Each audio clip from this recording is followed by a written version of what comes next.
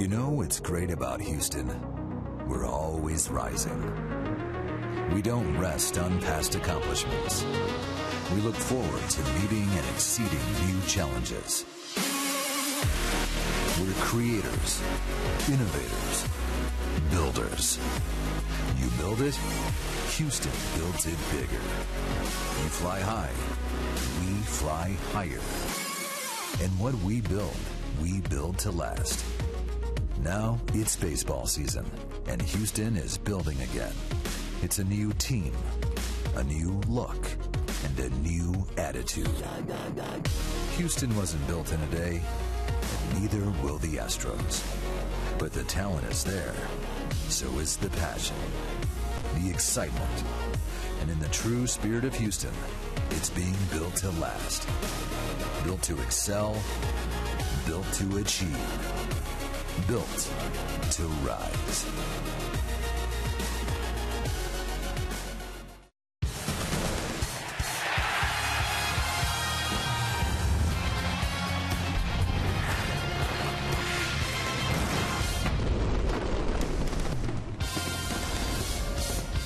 Live from Minute Maid Park in Houston, Texas, Comcast Sportsnet Houston brings you Houston Astros baseball. Tonight it's Game 2 of the series and of the season for the Astros. They meet the Texas Rangers tonight. Good evening, everybody. For our debut on CSN Houston, Bill Brown, Jeff Blum, Alan Ashby will be with you for the first couple of weeks of the season as we get used to each other and a brand new team. Alan, there have been a lot of changes since last year. There have been a lot of changes. Obviously, it's a ball club trying to get younger, trying to get better in the process, and I think it's a ball club that on opening night and even during the course of spring training played very well. And, Jeff, these young guys are fun to watch. It is fun to watch. It's good to see these new experiences for these guys. They're going out there with a lot of enthusiasm, and they've got a lot of enthusiasm from their manager and Bo Porter, so it's going to be a fun year. Let's take you back to a year ago, opening day and the lineup. You'll see Jose Altuve and Jason Castro. Those are the only two guys who advanced to be in the starting lineup for this year's opening day. And it was Altuve leading off, and then Castro, and you see a bunch of other new faces with Bud Norris getting his first opening day start. It went very well for the Astros. And Alan Ashby, we had a big list of stars to choose from that game. We did, but it was also Bud Norris, who you just mentioned, that got that chance to be the opening night starter, took advantage in full force, pitched very well into the sixth inning. And Bud Norris, a guy who was untouchable in this ballpark a year ago, pitched close to that in this first game, providing a chance to win. Great defense plays a huge part. Justin Maxwell was the heart and center of almost everything that went on. A couple of triples on the night. And then Jose Altuve, last year's all-star for the ball club. A couple of hits on the night. Just playing fine baseball. Had a terrific spring, and it figures to go upward now for Altuve and company. Some carefully selected older veteran players are in the mix too, Jeff. Yeah, and I'll talk about those older guys, and these guys are going to be a part of this process that's going on in Houston. Bo Porter, Jeff Lunau have done a great job of hand-picking these guys and putting them on their roster for a reason. Yesterday we saw one of the big reasons was that off-the-bench pop that Rick Ankiel can bring to a ball club, let alone all the experience he's got in the clubhouse. And they're hoping to catch lightning in a bottle with Eric Regard, hoping to get that left arm back in action, and he proved it last night, going 3+ innings for the save.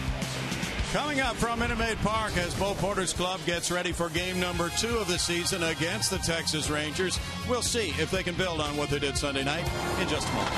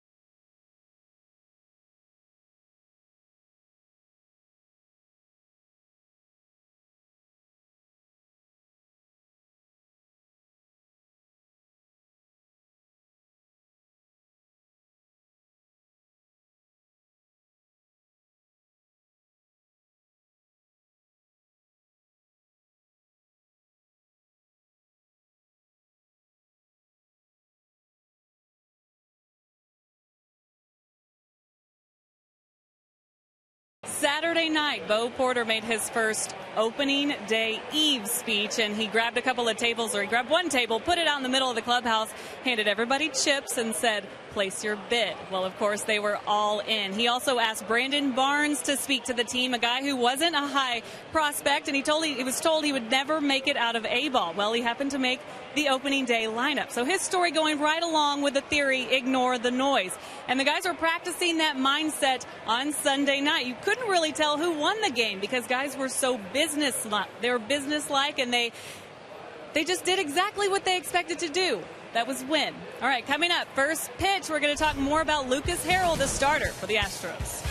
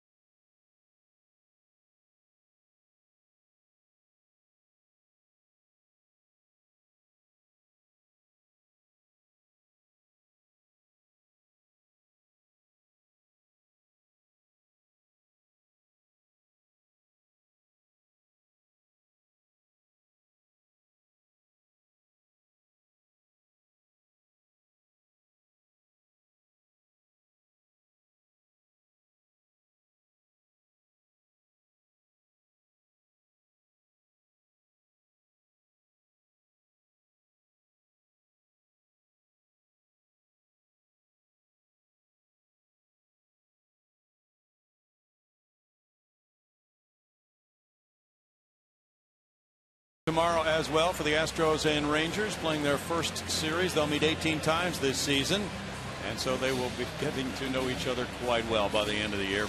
And the Rangers, as you know, have done quite well the last few seasons in the American League, and now they have this companion and this rivalry starting perhaps in the American League West.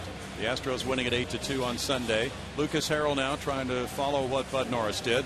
And 12-13 his career record, and Ash, he is a ground ball pitcher. That he is. He was one of the top guys in terms of creating ground balls 1 year ago. It kept the ball in the ballpark. He pitched very well here, not allowing the long ball. 11-11 overall on his season last year, but he is a guy that depends on the ground ball, will pick up his share of strikeouts. And this game about to begin.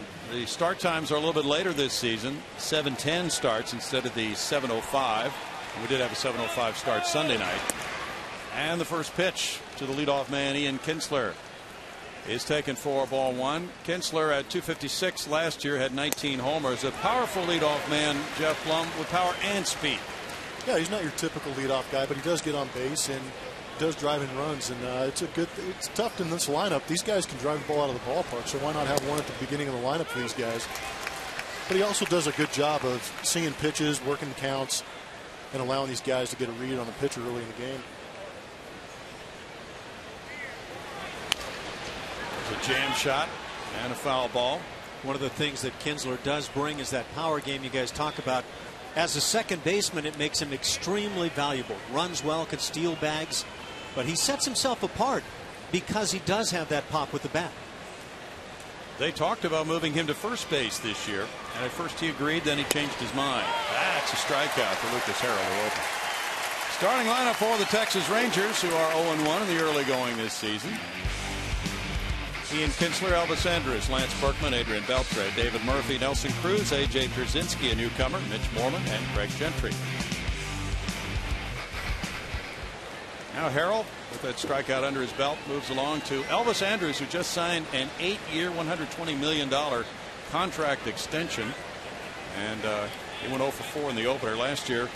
A .286 average with 62 runs batted in. One of the top young shortstops in the game today. But now the question is, what about Jurickson Profar? He's their top prospect, and he's going to play shortstop at AAA Round Rock.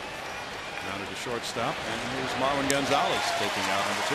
Well, I think what it says, though, when you've got that big contract now for your shortstop, Andrus, it says that Profar is probably going to be looked at as a guy that plays in the infield either at second or at third at some point. I think Adrian Beltre has third base well locked down right now, so I think everybody's going to be looking at Ian Kinsler and see if he does move to first.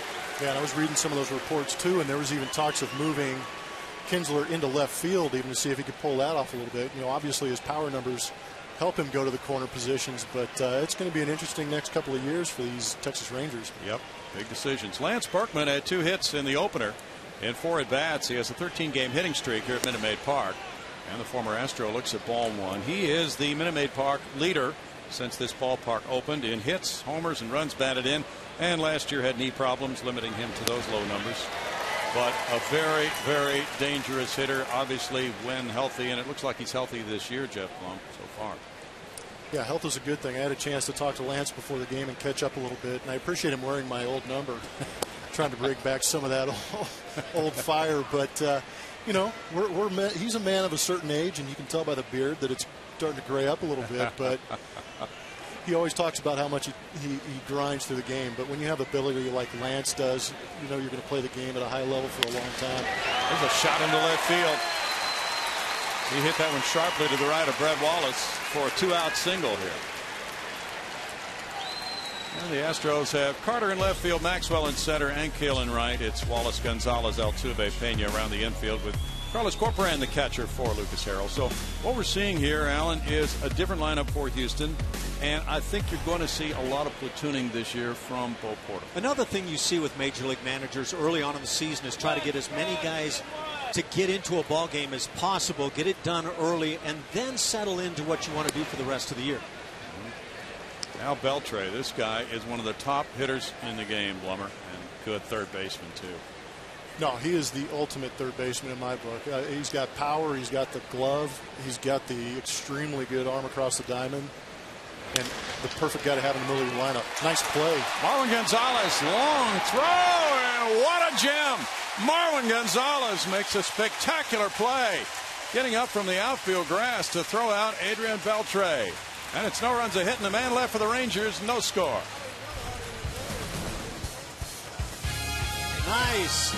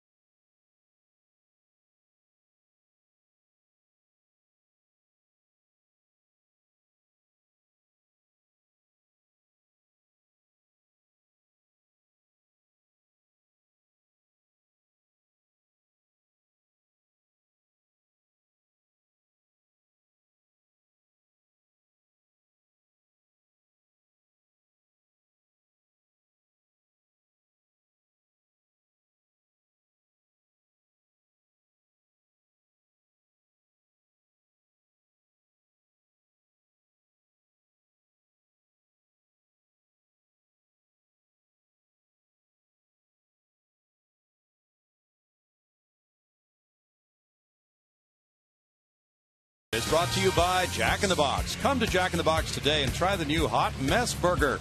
It's loaded with spicy jalapenos, onion rings, and gooey pepper jack cheese. and by Southwest Airlines. Find our fares online only at southwest.com. It's a dark night outside, but fortunately the roof is working quite well for the Astros and the Rangers for Game 2 of their series. The finale will be tomorrow. It will be a day game with a 1:05 start. We'll check the starting lineup card for Bo Porter for his second lineup as a Major League manager. It's Jose Altuve, Brett Wallace, Carlos Pena, Chris Carter, Rick Ankiel, Justin Maxwell, Jason Castro, Carlos Corporan, Marwin Gonzalez, and Yu Darvish is on the mound. This guy is dynamic. Had a great finish to 2012. His last handful of starts, very solid work. Didn't walk many people, and that was the big key to some of his problems early in the season. And he's starting out of the stretch. I wonder if that's predicated by the problems early last year, or if there's something hampering him a little bit. I don't know what that is, but that's odd for... He employed this style a number of times last year. He felt like it simplified things for him. Well, it's 2-0. One of the big things that when you talk to people about Yu Darvish and why did things turn around last year, it was because he kind of simplified his pitch repertoire. He started using the cutter a whole lot more and found that he could throw it for a strike a lot more than some of the other pitches. 2 balls, 1 strike. Jose Altuve would like to walk more often this year, but the Astros aren't focused on that so much as just having him get in good counts and taking good swings at pitches that he can hit. Yeah, he's a good enough hitter that he can get deep in these counts and work these counts and not panic when he gets to 2 strikes. So it'd be good to see him get later in these counts and get these pitch counts up. Yu Darvish is a big guy. You don't anticipate that when you're bringing that pitcher, that player from Japan, but he's a big guy, throws hard, he can get it up into the mid-90s at times. But the walks, again, just a huge part of what happened early last year, about 5 per 9 innings. Later in the season, really trimmed that down, and his success improved immeasurably with that improved command of the strike zone. Full count now for Altuve. He's always very tough. He was 5th toughest in the major leagues to get a hit off of last year. So if he trims down the walks, he really makes it so there aren't many base runners. And the sharp breaking ball gets him a strikeout. It's Murphy, Gentry, and Cruz in the outfield for the Rangers. Beltre, Andrus, Kinsler, and Moreland on the infield with Przinsky, the new catcher for Yu Darvish. That's another point, Jeff Blum. You were going up to your old teammate, A.J. Przinsky, who's switched teams now, so he's got to learn this new staff. Yeah, he's a good guy for it. I think that's one of those things that is totally underrated about A.J. There's so many other things that come along with him when he was playing in Chicago and some of the off-the-field issues with his attitude, so to speak, in the clubhouse. But he's a great guy. I had no problems with him in the clubhouse, and he's done a great job. He didn't get a lot of credit when he was in Chicago for the way he handled that rotation because those guys were so good over there. But he's a quality catcher behind the plate and brings a ton of offense behind the plate for these guys. Brett Wallace, 253 last season. He was 1 for 4 Sunday night in the opener. He's playing third base tonight. He played first base in the opener, but you and Ash, Jeff, saw him play quite a bit of third this spring. Yeah, it was fun to watch, actually. And Brett Wallace is not the same guy that was traded over here when I was here. He's literally lost about 30 pounds and made himself a lot more mobile and given Bo some opportunities to put him at third base and plays. And he showed some pretty good range, made some good plays with the glove, and has a strong enough arm, surprisingly, to get the ball across the diamond. I think seeing Wallace in the lineup at first and at third the first 2 games say that he is going to be slated to play as often as possible, get this bat in the lineup, and have it do the damage that's been anticipated. That's why Bo Porter really wanted a designated hitter who could play a position as well, and Carlos Pena is holding down first base tonight. Yeah, that kind of plays into the whole platooning, rotation, trying to find situations. You know, part of the manager's job is to put these guys in situations to succeed. And with the wealth of information that's floating around baseball these days, Bo's probably going to be pretty informed on where to put these guys and when to put them in. Brownie, we saw the full-size slider to strike out Altuve. That last pitch creating the swing and a miss by Wallace. The little cutter down and in.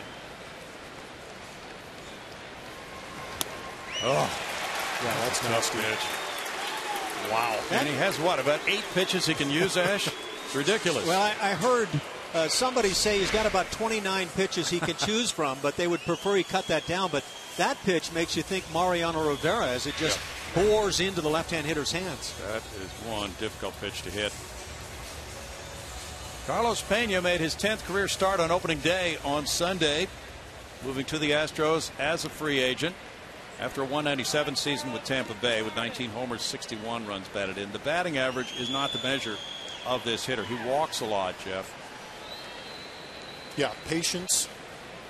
He's looking to unload every time he's in that box. There's no reason for him to go in there and start slashing at pitches. He knows what he's in there to do, and it's drive the ball out of the ballpark and drive runners in. So he's going to be selective. He knows what he can drive out of the park, and when he gets it, he's going to unleash on it. He was 1 for 4 Sunday night. Goes for that one. They play him to pull with Kinsler in the right field shallow area there, well back onto the grass, as you can see, and Andrews up the middle, and a lot of room between second and third. One of the things I found intriguing about Pena over the course of the spring was how often he tried to go the other way with the baseball, and some of the power he displayed was going the other way. That's a nice luxury to have. When you know you can drive it out of any part of the ballpark, you're going to be in pretty good shape. I wonder how much he thought about this ballpark and that left field wall. I was just thinking the same thing when you said that, because, as you well know, well, that's very, very reachable on a little slicing drive by a left-handed hitter. Says you've got a guy that's thinking it out, though. The guy that before he ever gets to this ballpark knows what the dimensions are. Now, that said, right field is pretty good haven for all the hitters as well. Don't hit it to center if you want to go deep. And a lot of hitters look to go up the middle the other way and adjust to the inside. So I'm sure Carlos has enough confidence in his hands to know he can get to a fastball inside. So if a pitcher does make a mistake and hangs that over the plate, he'll be able to drive into that right field stands easy. But if he keeps his mindset going towards left field the opposite way, he should be in pretty good shape too. I think we saw Rick Ankiel in game 1, that big 3-run pinch hit home run to right field. He got a breaking ball and it goes to right field. But at the same time, you may be thinking back up the middle or the other way if you get a fastball. It's a good way of keeping your hands back. I did it sparingly, but when I did try and be a reasonably good hitter and things were going really well for me, I was hitting the ball up the middle real well, forced me to get my hands back in a little bit better shape and keep them back and be able to adjust on those hanging off speed pitches. See a view like that, and Towles Hill has to be awfully lonely at times.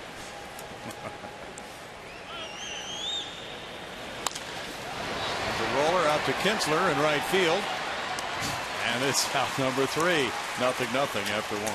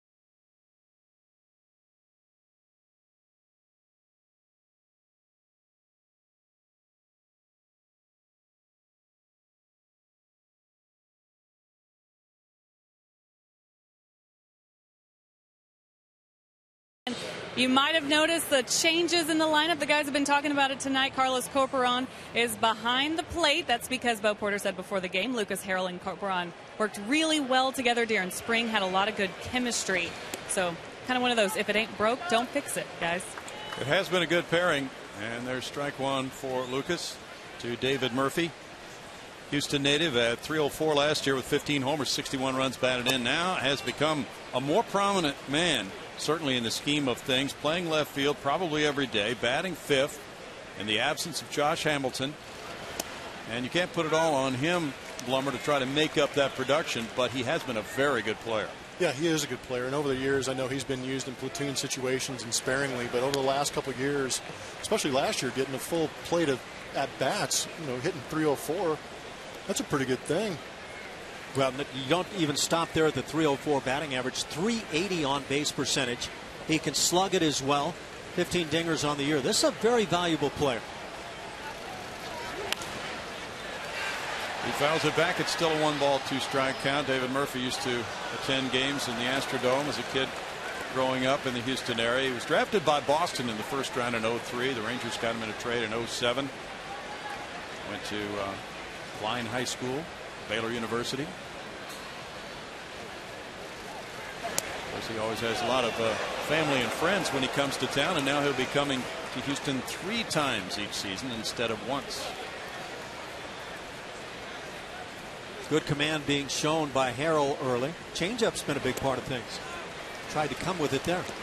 Now 3-2. Chris Snyder caught Lucas last season, and they were an effective pairing. I like the pace Harrell brings. Oh, it's thinking the same exact thing. Eric, you'd love to play behind this guy. Out number 1, the Firestone Complete Auto Care Extra Mile Index features 2012's league leaders in innings pitched. Justin Verlander, 238. And yeah, he went 5 innings yesterday. Shutout ball. It was a cold day, and he had pitched 100 pitches and came out of that game. So he was joking about being a 5-and-fly guy after that. Well, he can joke all he wants now after getting the contract and the Cy Young Award. He's on his own schedule. Nelson Cruz, another of the powerful Ranger hitters, takes a strike. He had a couple of hits and an RBI opening night. For Verlander, though, I mean, that's always one of the extremes when you go from Lakeland, Florida to Minnesota, in the matter of 2 or 3 days. I'm sure that the cold weather didn't affect him as much, but I'm sure they were probably a little cautious knowing he was pitching in that extreme climate up there. Now, wait a minute. Which week are you talking about this year for Florida? Hey, I like that drop-down pitch there, Ash. I saw that. Yeah, he's bringing it from different angles. He's utilizing the changeup.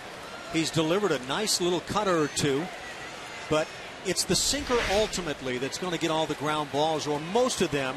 But yeah, that's an intriguing way to try to come after a big power hitter at Nelson Cruz. Mm-hmm. Yeah, he's already got enough movement on that sinker. It looked like it kind of exaggerated a little bit when he drops down like that, trying to get inside on Nelson.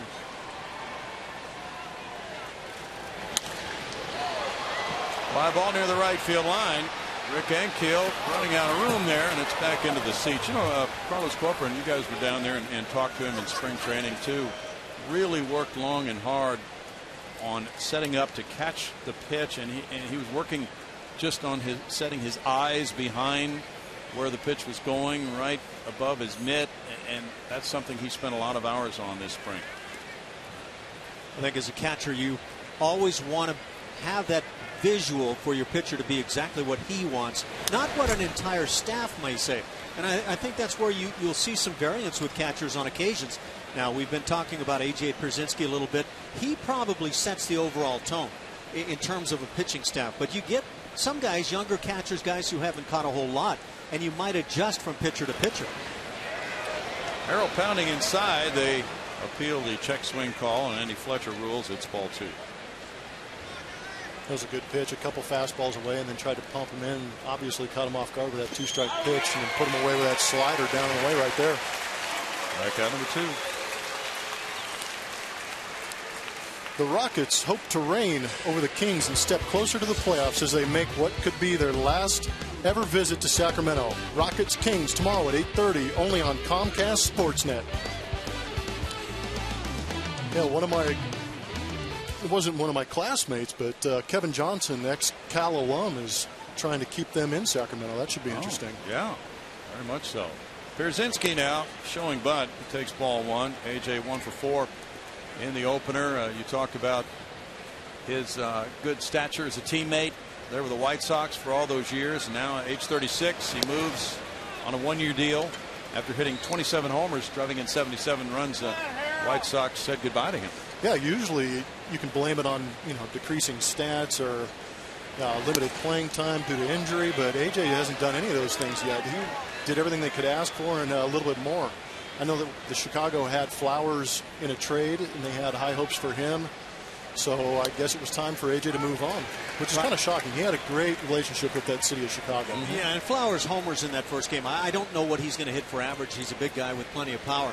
But I think they really lose a big cog when you lose this catcher, Pierzynski, who catches day in, day out. Drive to center field, pushes Maxwell back a few steps. And Harrell got Murphy on a grounder. He struck out Cruz. He got Pierzynski, and he's allowed one single through 2.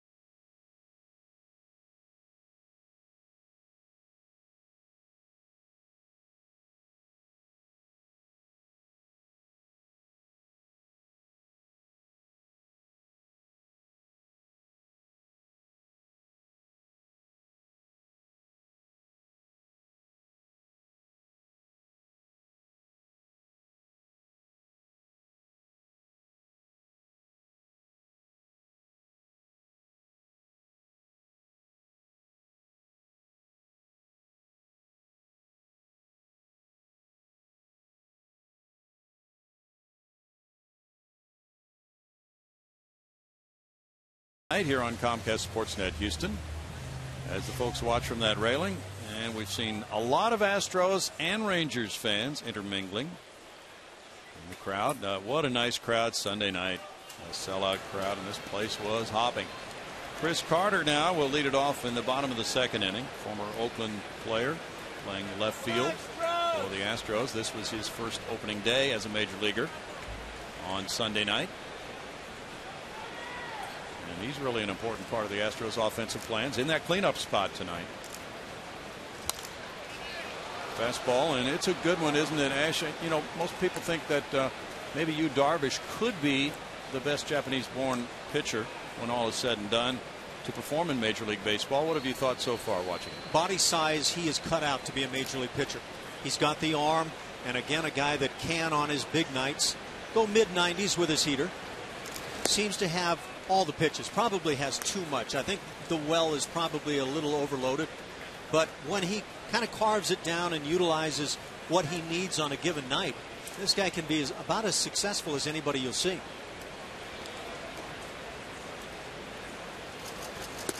That one takes off upstairs, and it's 2 balls and a strike. Carter usually looks over some pitches. He's not outrageously aggressive, has very good power. I love watching him as a power hitter. He's not a guy that starts cranking up with the hands flying all over and the body doing a lot of things. Very quiet, and then all of a sudden the bat explodes. 2 balls, 2 strikes. It's always interesting, Jeff, when a player switches leagues, especially a young guy trying to establish himself. It's going to be fun to see what he can do. Yeah, it is. And coming over from Oakland, a lot of the reports were saying how Chris had a long swing, but you can see from that first side angle that he is cut down quite a bit.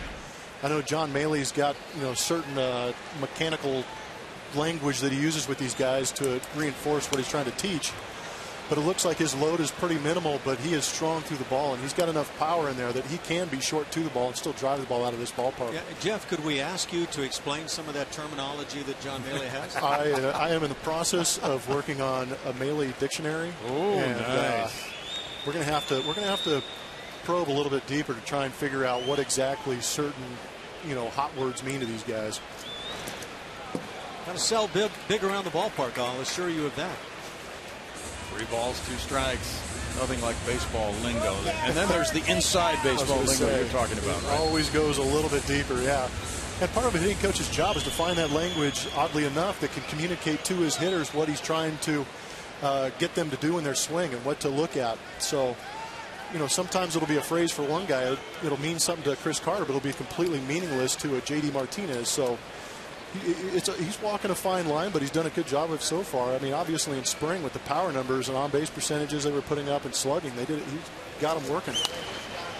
Just wondering, Ash, Chris Carter played last year 218 at-bats for Oakland, so he's a player who has not had much Major League time.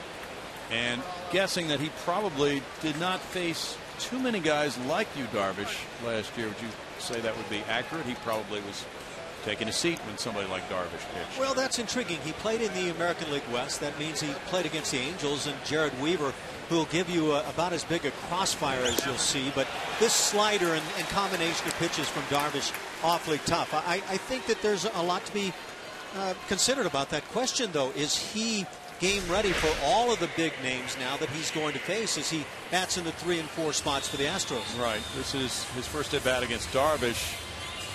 And that kind of a breaking ball is going to make it tough for a lot of hitters.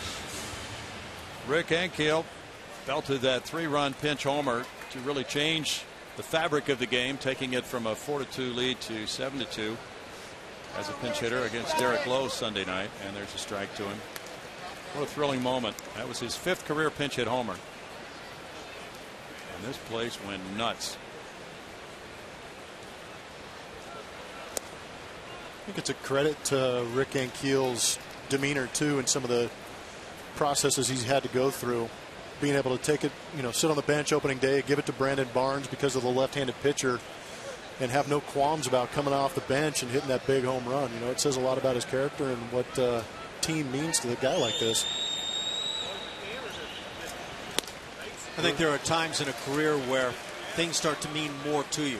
And I am not so sure that that's not the case with Rick Ankiel right now. I think that this is a very special opportunity. And he's another of those players who had a relationship with Bo Porter from their Washington National days. We talked earlier about him being one of those carefully selected players. Carlos Pena, another, because Bo knew him very well and because of that background in the St. Louis organization, and then the conversion to outfield. So he's had kind of a hard knock life, you might say, in terms of doing something that not too many guys have to do. Switch positions. I wonder how difficult it was for Ankiel with that great arm of his as a pitcher to sit back and not have a chance to really swing the bat a lot.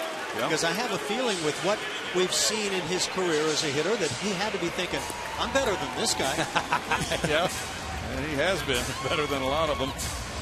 But trying to reestablish himself this year, and that Sunday night blast may go a long way. How many times can a guy reestablish himself? Good grief. Right. Got 9 lives, but he's taking advantage of it. And it's all about opportunities. And Rick Ankiel, like Alan said, he recognizes that and is relishing it. Justin Maxwell also had a night to remember Sunday night. After a .229 season last year, 18 homers, 53 runs batted in. He had 2 triples, drove in 2 runs, made 2 spectacular catches. And he is in select company among those who have 2 triples in opening day games in the majors. Jeff, I don't know what your thoughts are, but when you see a ball club that maybe goes out on a given night and says, we're going to take some pitches early, force this guy to work, and then you wind up behind in the count continually and put away 4 strikeouts of the first 5 outs here, do you change that plan right away and say, you know what, we need to start swinging the bat early on this guy? Well, I was just thinking that because the first I mean, these first two guys in this inning, he's pumping fastballs on that outside corner, getting ahead in the count, and he's abusing it right now. We'll talk about it later. And he struck out the side to give him 5 in the first 2 innings, and a perfect 2 innings for Darvish. No score.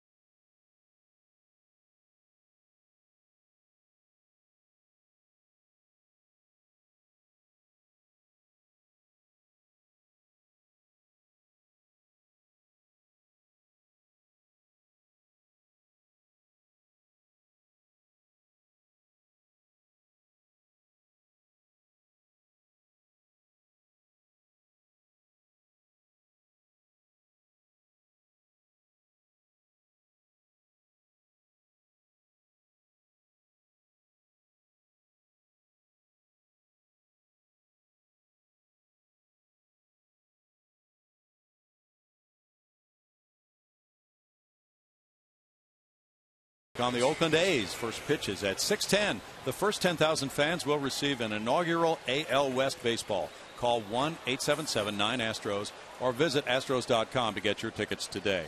Mitch Moreland leads it off, and I have a story for you guys about inaugural baseball from Sunday night. My daughter and 3 grandchildren were sitting, and a son-in-law, in the stands here Sunday night. And this gentleman went over to the team store and bought about 10 of those inaugural baseballs and just gave them to the kids in the section. Didn't know them. Nobody knew him. There's Moreland taking strike 1. He was 0 for 4 in the opener Sunday night. And somebody said, well, why are you doing this? He said, somebody did it for me when I was a kid, and now whenever I go to a major league game, I try to do this for the kids sitting in my section. Wow. Very magnanimous. My stories probably would be about when you're young and you stand around the railing and you want to get some autographs, and then there's that one guy that comes over and provides the autographs for the kids, and that's that magic moment. But that's very special with the souvenirs as well. It really is. 2 balls and a strike to Moreland. Moreland had a big spring, hit .377, 4 homers, 14 runs batted in. So some talk about moving Kinsler to first. Kinsler initially agreed and then decided not to, but Moreland is the beneficiary now, because it looks as if he might be about to break out if he's able to do something close to what he did in spring training. You know, you talked, Brownie, about those special moments and being a kid and maybe getting grabbed by this game. When I was a kid, Sandy Koufax was one of my idols out in L.A. Had a chance to see a couple of his no-hitters, one of those a perfect game. Sandy Koufax yesterday called upon to go to the mound and take over for Magic Johnson and throw out the first pitch for the Dodgers against the Giants. I thought that was very cool. It really was. And what a game for Kershaw, who is the Sandy Koufax of 2013. Altuve lays out for it, and the throw to first. Pena with a dig. They get him. Spectacular play by Altuve and Pena to rob Moreland. Great play, ranging to his left, keeping the ball under control, a little spin move, throwing a pick. That was a great play all the way around. Got to looking at some of the defensive ratings on guys, and this is always going to be subjective, but you can see on this play, this is very good range, and then that athletic ability to be able to right the ship and make the throw to get the out. But there are some who created that WAR category, the defensive WAR category, who were not all that enamored apparently with Jose Altuve a year ago. But this play might go ways to changing some opinions. Well, they might have to put out a new book. Now Craig Gentry takes ball 1. I agree. Now, those books constantly have to be revised, don't they, Jeff? Yeah. There's a shot, and it's a fair ball. It kicks, a fan grabbed it, so that'll be ruled a fan interference double. by Andy Fletcher, the first base umpire, and he has the right to decide where he thinks the runner would have gone had the fan not reached over and touched it. And that means Gentry's at second with one out. Well, what Gentry has going for him himself, rather, is the fact that he runs extremely well. Now, if I hit this ball down the right field line, number one, it's huge news at this stage of things. But as sharply as it's hit, you're going to be going by the first base bag trying to beat out a throw in that direction. This ball had a chance to make some guys really think about second base. Yeah, the way that grading is down there, that fence, it's pretty hard to steal, and the ball gets a pretty good kick off that thing sometimes. Off Wallace's glove, and that will be run down by Marwin Gonzalez. Gentry holding at second as Kinsler reaches. One of those building blocks for the Houston Astros, at least defensively at this point, Matt Dominguez at third base. And I think any time that you happen to be in Brett Wallace's shoes and you're moving from first to third and you get a chance to play and then something doesn't go right, there's always that concern that you're going to be compared with a guy that's considered to be very strong defensively. And to Brett's credit, he was playing in a little bit on the end. Not a great bunt situation for a guy like Ian Kinsler, because the guy's at second base, one out. Ian Kinsler in this ballpark could put a two-run spot on you in a hurry. But playing in like that really cuts down on the amount of range, and it's tough to read that ball that quickly off the bat and get your footwork in place in order to make that play. It was ruled a hit. Now Andrus calling time. Andrus grounded to shortstop in the first. Though 3 hits now for the Rangers. And Harrell looks for a double play ball to get out of this. Yeah, and on the bright side, that ball did keep Gentry from advancing at base right here. As a runner at second base, your first move on that ground ball has to be at bare minimum to freeze, maybe even beyond that, a step back toward the bag.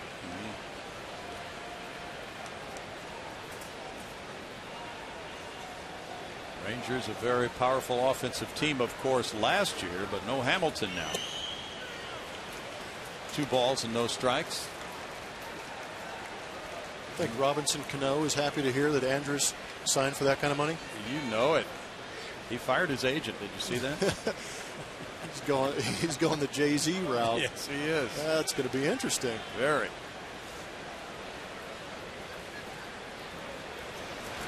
Boy, does that guy have some value, though. Yeah, especially in that New York market. I think, part of the reason that maybe that did happen is because of that New York connection, maybe sending a little bit of a message saying, yeah, I do want to get paid, but I also want to stay in New York. Who has more value in New York, Cano or Jay-Z? Well, I've seen your iPod, Alan, so you tell me. Now Doug Brocail and Bo Porter hoping Lucas Harrell can come up with something here at 3-0. And the bases are loaded. Lance Berkman back in Texas now as a member of the Rangers after being traded by the Astros to the Yankees for Mark Melancon and Jimmy Paredes, and then the Astros traded Melancon to the Red Sox for Lowry and Weiland. Lowry traded to the A's for Carter and Peacock. Our own Kevin Bacon. Yeah. Red Peacock will be pitching Friday night. Now, have you ever checked to see if you have 6 degrees of separation from Kevin Bacon? No. Me personally? No, I have not. For many of us, Ash, being 6 degrees from Bacon is not a good thing. Depending on the bacon. Now, with a little pepper on it, well played, I could go for that. Now Berkman, he hit it sharply for a single to left field. Now this one crowds him. There's strike 1. Lucas Harrell's been working on that inside edge from the left-hand hitters, and he hasn't gotten a whole lot of calls. Finally gets one here. That's a good way to start the at-bat, too. Sorry, Browning. Yeah, he's a .432 hitter against Houston. Okay, now this is interesting, Blummer. You drop down. Usually right-handed pitchers don't do that to a left-handed hitter. Why do you think he did that? I don't know. I think he was, obviously you're changing the arm angle to hopefully change the vision of the hitter, but at the same time, he already knows you've got a sinker, and it's running away from the left-handed hitter. I think it's more effective for the right-hander because it's going to bore in on him a little bit. Comes back nice with that sinker over the outside part of the plate, but really no effect, maybe just to throw him off a little bit. Okay. Yeah, I wonder if that was a ground ball inducer, trying to drop down, create a little extra sink, get a ground ball, and get out of the inning. Okay. And I know some guys in recent history have dropped down to throw that so-called Laredo slider, and I don't know if you're trying to throw him off, maybe get him thinking of that slider, and then throw the sinker, but, I mean, we could be getting a little too deep into this thing. That's what we do. That Laredo slider, the Frisbee, and you don't see a lot of ground balls, at least from left-hand hitters on the Frisbee. So I would think at this point we're trying to get a ground ball. That'd be good. One thing Lance does not have anymore, and that would be great speed. But the DHing could really help him because of the knee problems he's had in recent years.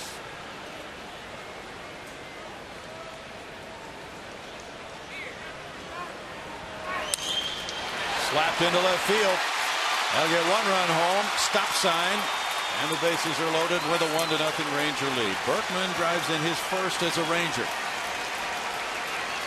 Sometimes you get exactly what you're trying to get, the ground ball, but it finds a hole, and it's just the nature of this game. Well, look at that last at bat through our pitch-by-pitch, presented by Steel Dealers, and continuing to try to pick away at the corners. He was very successful even on the last pitch, but that's just great hitting by a guy who's been a very good hitter for a long, long time. Now the key for Lucas Harrell is to limit the damage here, but it's Beltre batting with the bases loaded and 1 out. And that's a challenge for anybody. He was victimized by the outstanding Marvin Gonzalez play. Chases one there for strike one. A lot of people talk about the Rangers and can they make up for the loss of offense from Josh Hamilton being gone. A lot of that just simply lies in the lap of Lance Berkman. Does he have the kind of year where he rebounds considerably? The Rangers could be just as strong offensively as they've been. Check swing call. He checked it. Yeah, watch that one from the side. Boy. That bat was waving. I love the fact that he points down and checks his own swing. Yeah. That's good stuff. Me, I was turning my back trying to hide from the first base umpire and things like that. No way I'm going to check myself. Maybe they bought him a call. Put him on the spot. If he was convinced that he didn't go, and he's asking. Now that's Andy Fletcher down at first base, and it was Andy Fletcher that at second base in game one had a couple of certainly disputable calls that replays obviously indicated that he did not get it right. Technically, Ash, a hitter can't ask an umpire for ruling on that, can he? Well, I think that the rules are in flux right now. I'm not sure why, as Jeff insinuates, that a hitter would ask for that unless he's just afraid that everybody obviously at the plate knew he did swing.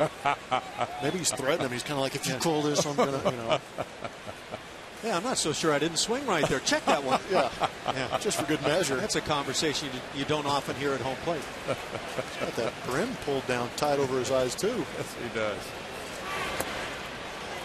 Adrian's always been an interesting guy. I mean, he obviously goes out there and plays the game for the love of it, and it comes out in the way, a lot of his antics and stuff like that. He's always been a good guy to talk to when you're standing on third base, but he's got the happy feet in the box, takes a full hack and hits homers on one knee, points for the check swing, so always entertaining. And he's worked the count to 3-1 now. No doubt a frustrating inning for Lucas Harrell. He's gotten a couple of ground balls that could, on many nights, have gotten him out of this inning. But right now, he's got to get one of the game's big hitters with the bases juiced and just 1 out. Kinsler, Andrews, and Berkman, the base runners. And a little chop goes foul. There's your drop down once again, but with the right-hand hitter this time. Yes. 3-2, bases loaded, 1 out. You see Wally kind of creeping into that no man's land, at least for me, having played, with these big boppers up. I like playing way back. I mean, I know this double play makes it a little more iffy, but these middle lineup guys are a little bit slower, take bigger swings, and have a tough time getting out of the box. But I like playing back a little bit. Nice pitch. Or a strikeout for Harrell, number 3. But you're trying to cut down on, doubles, things like that. You get stuck in that in-between spot. It could make it interesting, turn easy ground balls into hard ground balls, but right there, Lucas Harrell took care of him for us. You feel like in that scenario where you're looking for a double play that you can play back? Yes. Yeah. I feel like I can. Yeah, I feel like I luckily had relatively decent hands and a good arm, but you got to look around the diamond. You got Lance Berkman at first base, doesn't run well. Adrian Beltre getting a little bit older, takes big swings, goes down to a knee sometimes on his swing. So if he takes a monster hack, there's going to be some time to get the ball to Altuve and have him relay it across to Carlos. I've always felt like third base was a very difficult position to play because you get yourself in between on that second hop so many times where I wonder, as a third baseman, do you feel like there's a safe spot where you can get away from that in-between hop? That's exactly it. Yeah, I felt more comfortable deeper. I always felt it was easier for me to go in on the ball as opposed to trying to backpedal and play that long hop. It was easier on my footwork, but sometimes, the ball's going to find you at third base. The balls get hit down there pretty hard. You don't have the time to get the footwork down, but you try and give yourself the best opportunity. Now 3-1 to count on Murphy. Harrell fell behind. Beltre came back to strike him out, and now he has the bases loaded. 2 outs. You need to pull off some magic against Murphy as well. Cruz on deck. To left field, Carter backing. And Lucas Harrell really does a job. After giving up the Berkman RBI single, he gets Beltre and Murphy, leaving the bases loaded. 1-0 Rangers.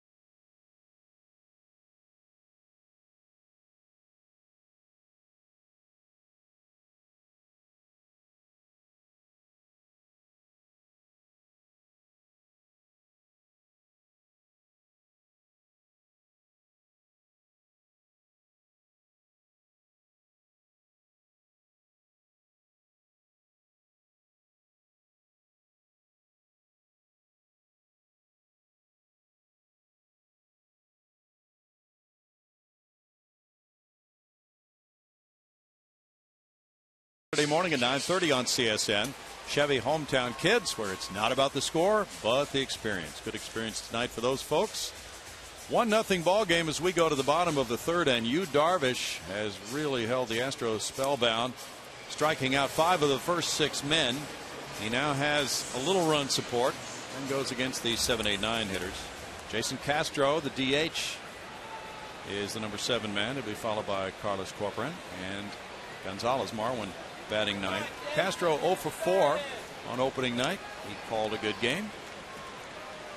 Anytime you limit the Texas Rangers to 2 runs, that's a pretty good defensive game.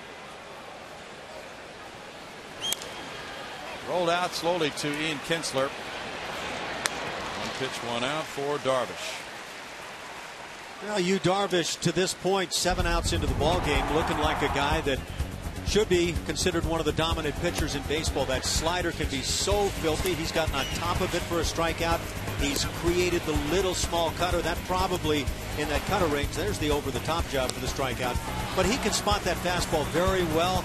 And a guy with great stuff. When he is finding the corners, you're going to find yourself a rather tough night.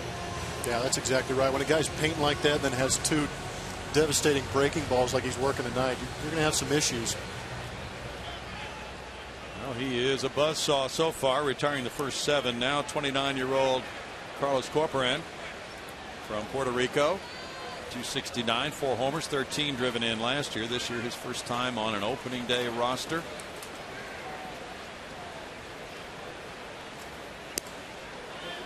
And Darvish missing, ball 1.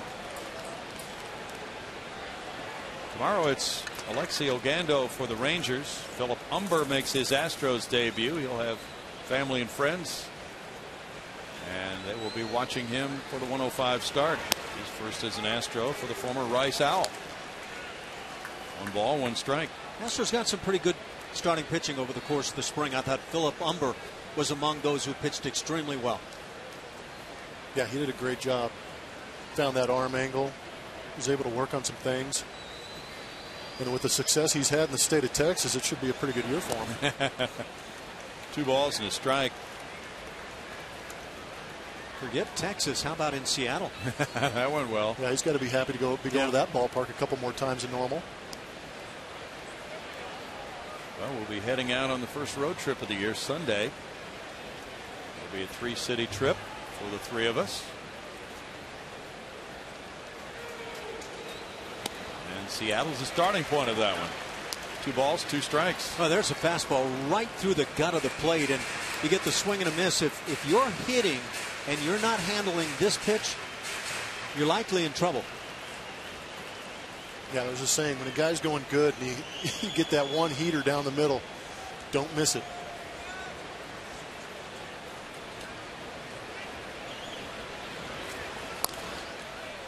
Foul ball keeps the count at 2-2 for Yu Darvish, who had a 16-win season last year. He lost 9. He had a 3.90 ERA. Corcoran did a good job of fighting off that dirty slider down. See what happens here. 2-2 if he throws it again or if he tries to beat him with that fastball away. Was it dirty enough to be filthy? Almost. Yeah. Just a little dirty. Just a little.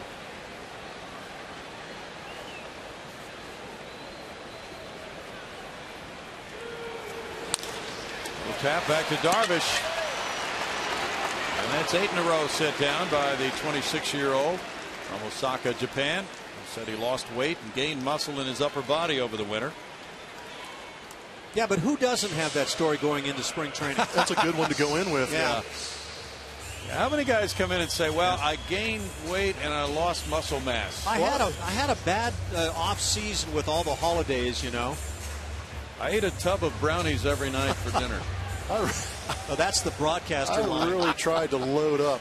I was working on my girth the entire offseason. I love the stories. I mean, they're all the same. Everybody has done exactly what they needed to get in the perfect shape. Strike for Marwin Gonzalez. He was the opening day shortstop last year for the Astros as a Rule 5 draft pick.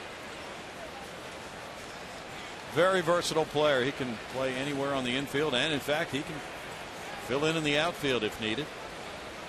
Good glove man. I like these types of guys. Yes, you do. Gotta have them. You gotta have them. You can make a pretty good living doing that. Yeah. So good for Marwin. He obviously saw it earlier in the game with that great play at shortstop, deep in the hole, showing that arm. Yeah. But if you're gonna be that guy, the great defensive guy, you've got to have that home run ability for a big game situation, maybe like a World Series or something like that. That's true. Oh, yeah. I'm sure everybody watching this broadcast appreciates that. Coming back up again, Ash. Astros killer. What a world. Hits that one sharply. Well, Marwin had that Jeff Blum feeling over the weekend when he connected. He hit one out to right field in one of the final exhibition games. Bud Norris 1-0. Yeah, I'm not too sure you want to take a swing at that guy right now. And Eric Bedard finished it for Bud with a 3 1/3 inning save. Marwin swings and he strikes out. This is number 6 of the night. 9 up, 9 down for Yu Darvish. 1-0 Rangers.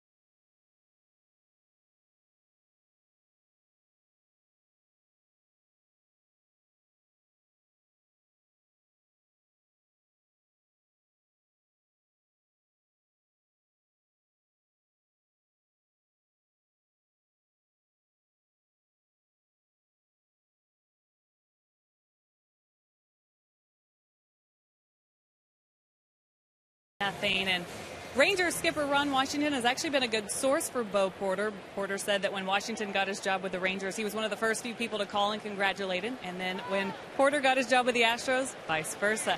Also, he's been a good source for just advice in general. He said that when he was interviewing for jobs before he got the one with the Astros, when he didn't get one, Washington would call him and say, hang in there. When the right opportunity comes, it'll be the right one for you, guys. Texas 1, Houston nothing. And the fourth inning gets underway with Nelson Cruz taking strike 2 there. No balls, 2 strikes for Lucas Harrell. It's 1-2. Cruz, 32 years old, hit 24 homers last season.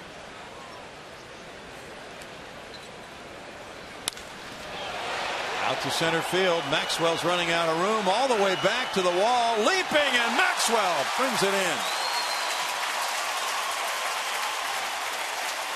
Justin Maxwell has been playing some kind of defense early on here, first couple of games. There was an instant there where Maxwell deked me anyway, where it looked like he had decided this ball was getting out. But then he kind of dug in a little bit more and got back to make the play. When you can save your pitcher from these big hits, you make such a difference defensively. Yeah, it's huge, especially after Lucas threw so many pitches last inning to battle to get out of that situation he put him in. Justin did a great job of keeping that ball from bouncing off the wall and going for extra bases. But yeah, he had a great read on that ball going back, knowing your ballpark, but it almost looked casual. He did. The way he turned his shoulders, and he didn't really lose a step, did he? Not at all. Strike to Pierzynski. Yeah, I think it's worth mentioning also, you bring up Lucas Harrell in that third inning. I thought he battled about as well as a guy could battle, making a lot of close pitches, got a couple of ground balls. They didn't help him. And when it was all said and done, after falling behind in some counts, he worked the edges to get some big outs. You're right. Not giving in right there turned out to be a pretty good thing. Some guys can get a little nitpicky and a little afraid of trying to live on that edge and leave things out over the plate. But he did a great job of sticking to his game plan and making pitches. Pierzynski's hit by that pitch. Up on the right elbow.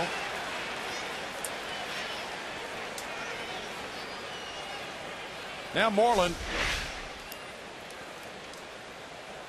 Well, that looks like a valuable use of that padding. Yes, it does. At that last instant, just kind of hanging there, maybe even extending. That's AJ being AJ right there. Yeah, yeah, you could see there was he left it out there. You know, it wasn't enough to be, forcing it out over the plate and getting called back or anything like that. But that's AJ playing baseball. I'm not a big fan of that elbow guard because it does provide guys a chance to do just that. Well, that center field angle gave us a good shot of showing that elbow is actually hanging over that inside corner right there. And if you've got that pad on it, you've got no fear of leaving that thing out there. Ball 1 to Moreland. If you can't come up and in, then it takes a big part of that strike zone away from most pitchers. Maybe not so much with Lucas Harrell.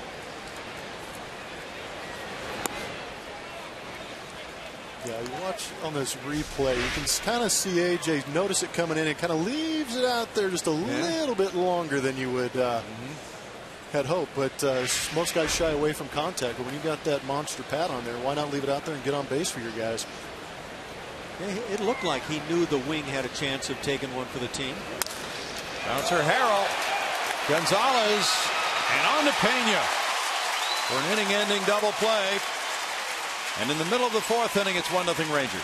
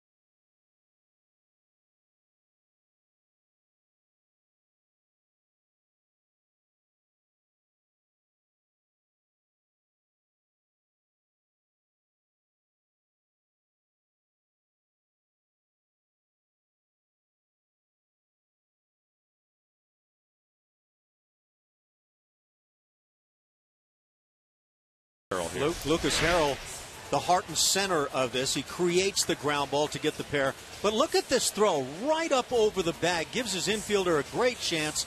And that's what you ask for. The pitcher's fielding practice goes on nonstop. Just throw it up over the bag chest high. Give your infielder a chance. But so often it turns into quarterback trying to lead receiver, and the throw is not a good one. I agree, and that's where you run into problems when you start trying to throw to moving objects instead of giving him that stationary base and just throw it over the base.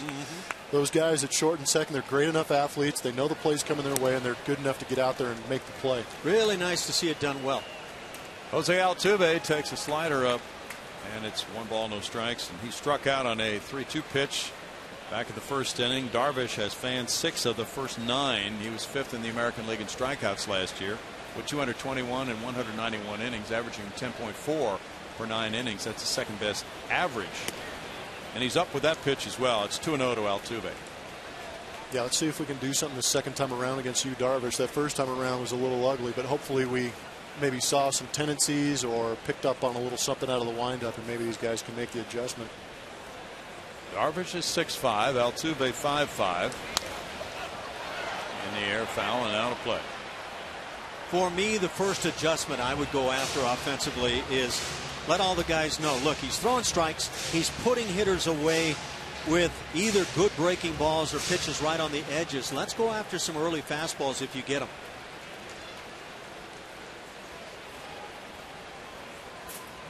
Darvish had very good numbers for spring training with a 1.98 ERA. Rangers pursued Zach Greinke for a while over the winter. That makes it 2-2. Here's that 95-mile-an-hour cheese, and it's right at the knees, and it rides over the bat. Yeah, there's no fear in his motion right now, and anything he wants to throw up there right now in the zone is working. Red Wallace on deck. Carlos Pena due up third. Altuve flicks it back. You almost wonder with some of these swings and the way these guys are fouling off some of these pitches and swinging over the top, if him pitching out of the set position's messing with the timing a little bit. Yeah. Some guys are you know, they'll tell you they live to hit with men in scoring position. I think those stats tend to vary from year to year, but it is a little different look when you see the guy in the stretch move.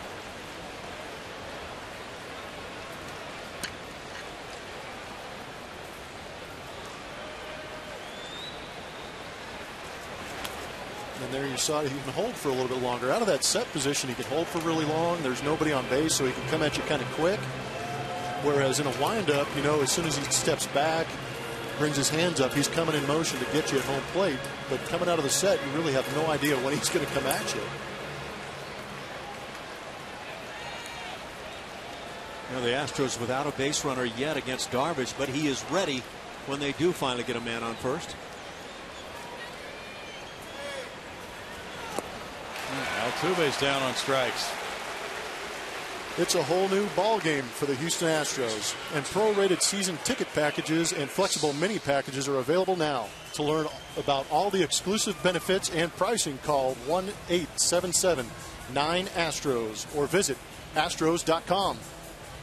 The people who came out Sunday had just a marvelous time. They got the season started very well for many Houston fans. Brett Wallace comes up now. He struck out in the first inning. Just wondering from you guys about, you know, Darvish's velocity does not seem to be hampered at all from the stretch compared to the windup.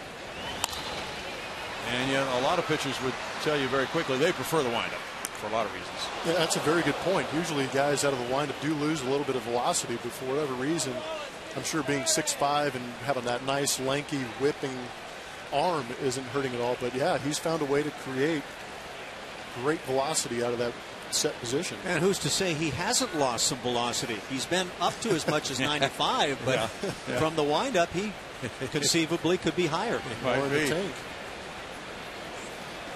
Well, we're seeing now why the Rangers pursued him for that $60 million deal for 6 years to replace C.J. Wilson in their rotation. Wilson moved on to the Angels. Good grief, he's got it all working right now. Takes a little off on that slow curveball right there. He's been hard with the cutter, takes a little off of that with the slider, spotting fastball as well.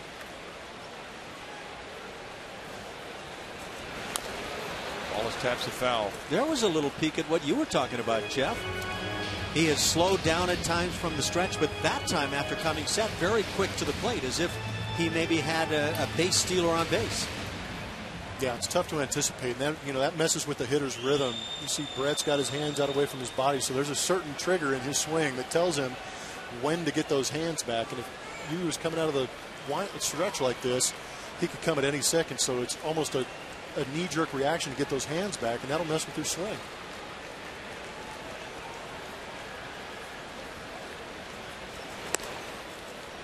Now 1-2 strike count. There's your 97. So he's just loosening up right about now. I think he's listening to us too. Hang the slider. He's thrown only 54 pitches. He gets great life on the fastball, whether it's at 93, 95, 97. You can see hitters are just not getting to it. Wallace hits one foul. Still 1-2 to Brett. That slider probably plays a big part in that, though. If you're seeing a lot of breaking balls, you're seeing that a lot of the strikeouts are on variations of breaking pitches. Fastball's tough to look for and get to. Especially when you got to get ready for 97. Yeah. It's tough knowing when they have that in the tank and then they can break off a slider any second like he can. 97 requires that dial is well turned up. Wallace battles, keeping the count of 1-2 strikes with Carlos Pena on deck. Rangers have a couple of starting pitchers who are down, coming back from surgery. And so they're going to buy some time until they get those guys back. Maybe mid-season for Colby Lewis and Neftali Feliz. Decent pitchers. Yeah. They're opening with a 4-man rotation. They have 7 relievers. Wallace, strikeout victim number 8.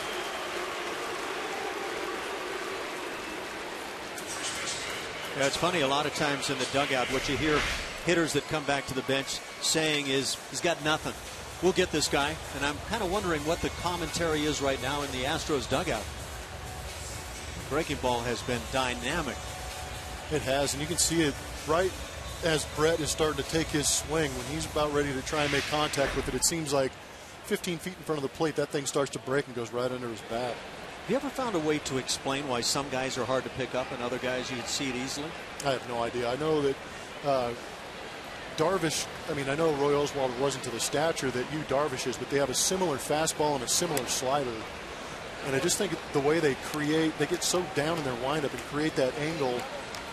And like you said, that late life on their fastball, it almost looks like it's rising, but they just pitch on a different plane that you cannot pick up as a hitter. It's not so much the downward plane that you hear a lot of guys talking about that they want to be able to achieve, but kind of dropping down and creating a flatter plane.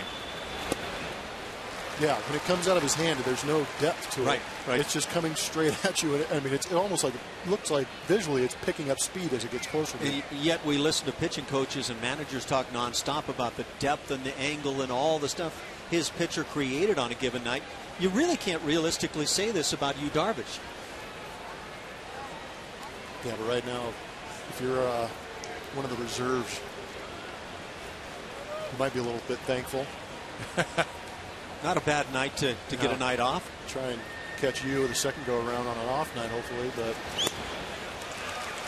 1-2. Well, could go back to last year in Matt Cain's game against the Astros. This is looking like the early stages of that. Watch a guy like Carlos Pena with a natural uppercut. You're just going to have a hard time getting to this riding fastball.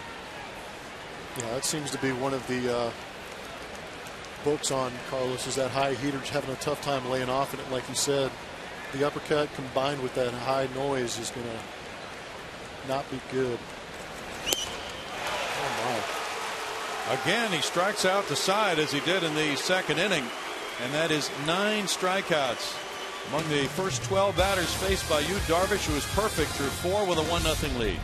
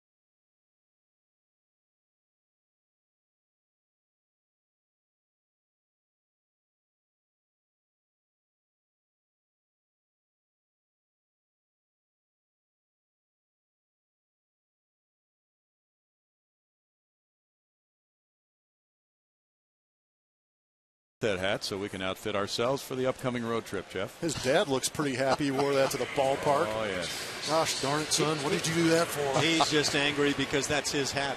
Oh, I'm not with him. No, he's someone from another family. Greg Gentry leads it off here in the 5th inning. He doubled and scored the run in the 3rd, the only run of this game, on the single by Lance Berkman.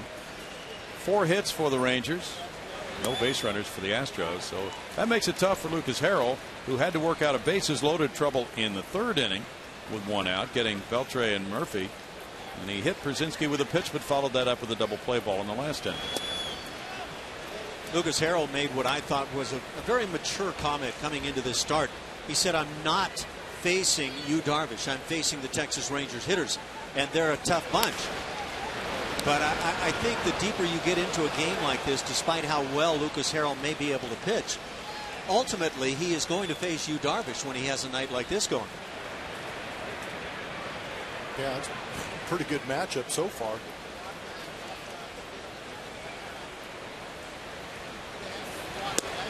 Gentry takes it, and it's strike 3. Strikeout number 4 for Harrell. That inside corner is starting to pay off. If you keep pumping at that inside corner where it's hard to get strikes called, eventually the umpire will loosen up a bit, and that's what we're starting to see. Yeah, he did a good job of setting him up right there, too. Locked him up. That ball was moving in great. Harrell is at 76 pitches. Darvish has thrown 61 through 4. Kinsler is 1 for 2. Got hit off Fred Wallace's glove. Ball 1 to Kinsler. The Rangers last year won 93 games. They lost 69. And they faded. They really wilted at the end of the race. Of epic proportions, yeah. So that was a tough way to go home after they lost that 1-game playoff to Baltimore after that 93 and 69 season, which could have been their 3rd World Series appearance. And as many years had they taken that full term and done well, but now here they are coming back with a little different crew this season. And last year they led the majors in runs scored with 808. Chopped to shortstop. Marwin Gonzalez without number 2. So there they were, positioned very well, Jeff Blum, at the end of the year. 4-game lead, September 25th, 178 days in first place. That was the most days since divisional play began in '69. A team had been in first and not won the division. Yeah, that'll gnaw at you a little bit over the off season, trying to think about how things unfolded, dwelling on some of that late season. I just can't. You look at the number; it's amazing. Look at 178 days in first place, and end up in a 1-game playoff, lose that 1-game playoff, and end up going home and thinking about that for the whole offseason. So there might be a little bit of a chip on their shoulder in this AL West this year. They came out of the blocks last year. First month looked like the best team, bar none, in all of Major League Baseball. They were getting every aspect of the game. And then they kind of flattened out as you look at the rest of the season. At the end, they cratered entirely, and the Oakland A's came out of nowhere, a ball club that nobody, I would dare anybody to say they anticipated that the A's would be anywhere near as good as they were. Yeah, pretty good tortoise in the hare analogy right there, watching these guys explode out of the gates with the firepower that they have, and just steady Eddie up in Oakland. For whatever reason, they found it late in the season and pushed on by them. And with 5 rookie starting pitchers at the end of the year, that was truly something that was not forecast by very many people. Now, can Oakland come out again and be a contender? That's one of the questions about this year. Fly ball out to right center field. This could be a gapper. It's going to fly for a while, and it bounces and goes off the bullpen fence. And now Andrews turns for third base, and he has a stand-up triple. First hit of the year for Elvis Andrews.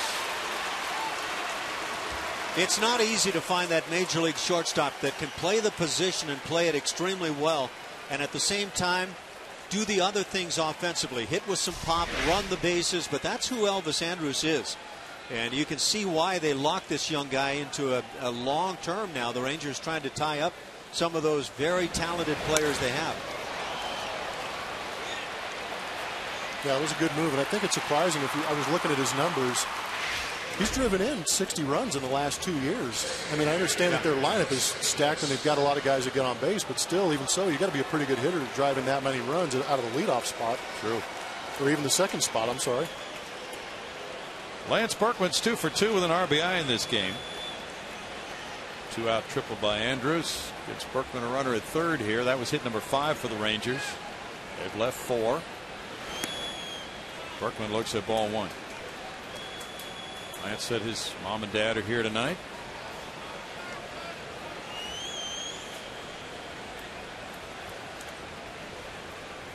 Got to be proud to be the parents of the big Puma, don't you? Oh, yeah. 2 balls, no strikes. What about it when, of course, everybody wants to call Lance Fat Elvis? Not sure where that comes from. Lance is very undeserving. Well, he's got impressive jowls. Yes. He may have tagged himself with that one, knowing Lance. Well, good stop there. You know, he tried to divert everybody with the big Puma comment to get off the Fat Elvis. And it stuck, luckily for him.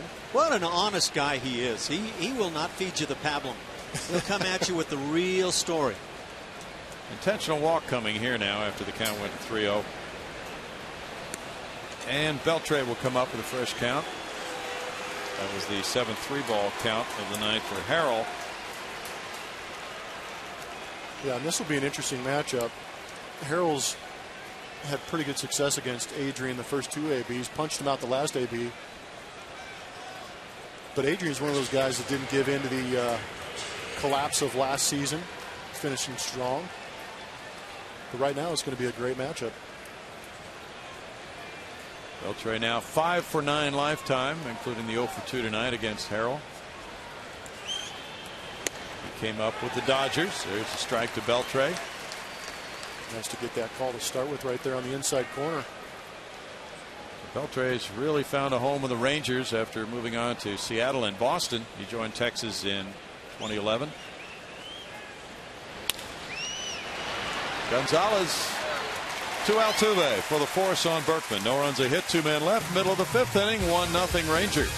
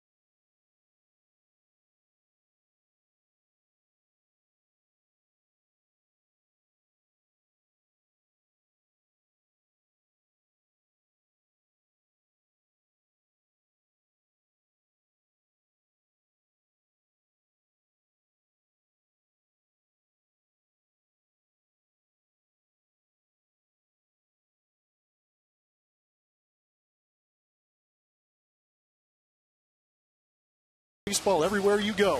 Available for iPhone, iPad, Android, and BlackBerry 10. Follow the Astros with live audio, stats, highlights, and much more. Text @BAT to 31826 or visit Astros.com for more info. And Jeff, pleased to announce that Dave Raymond has a job with those folks. I believe he's doing some kind of studio show every night, part of that @BAT application or something of that nature. But anyway, Dave's with MLB I think tonight's his debut. That's great news. That is great news. He was he was a great guy. Did a great job on the radio. He deserves it. Yep. Chris Carter taking ball 1. He struck out in the second inning.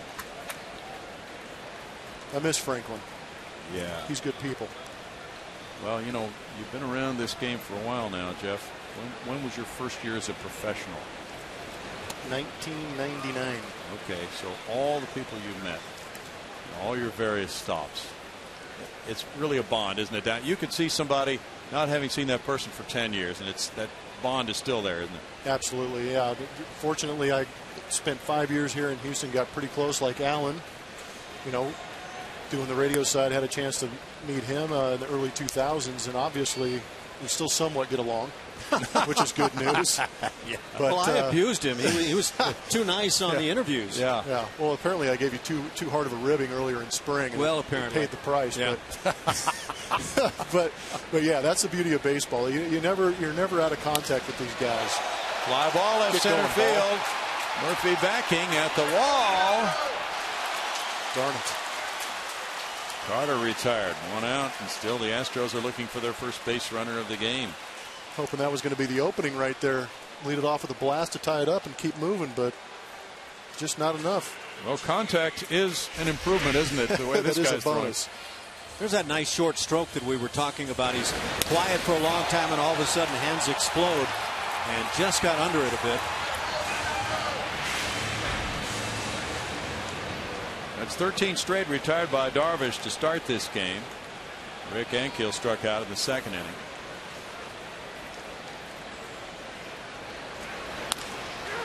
Bounces this one wide of first base, strike 1. He came to this ballpark early in the 01 season as a pitcher for the St. Louis Cardinals and had all kinds of problems in the first inning. Now, as he has reinvented himself as an outfielder, coming back in a totally different way. I just hope he gets enough credit for bouncing back from something like that, because anybody that goes through those kinds of struggles with the so-called thing, you know, at the major league level, I mean, the media, the attention you get when things are going good, you get just as much or more when things are going bad. And that a boy? Oh, it's caught. Good grief. Moreland. Astros, Dynamos, Rockets, and more. We have all your sports news covered. Check out Sportsnet Central 7 days a week at 6:10 and midnight on Comcast Sportsnet, your home of your home teams. 2 outs, and it's Justin Maxwell. He struck out looking in the second inning. Justin said Sunday night after the game he couldn't get out of here until midnight because his little kid made him throw batting practice in the cage inside. That's a good thing. That's a beautiful thing. Strike 1. His mom and dad were here. His dad, the former Navy dentist to 2 presidents of the United States. I asked Justin about that. I said, what did your friends think of that story? He said, I never told anybody. No balls, 2 strikes. Probably feels like he's getting his teeth pulled out right now facing you, Darvish. For sure. Imagine trying to keep that secret from your friends that you're hanging out at the White House. Yeah, you probably attract way too many friends if you let that secret out. Maxwell hit a homer last year off you, Darvish. That's strike 3. That's 10 strikeouts in 5 innings and a 1-0 lead for the Rangers.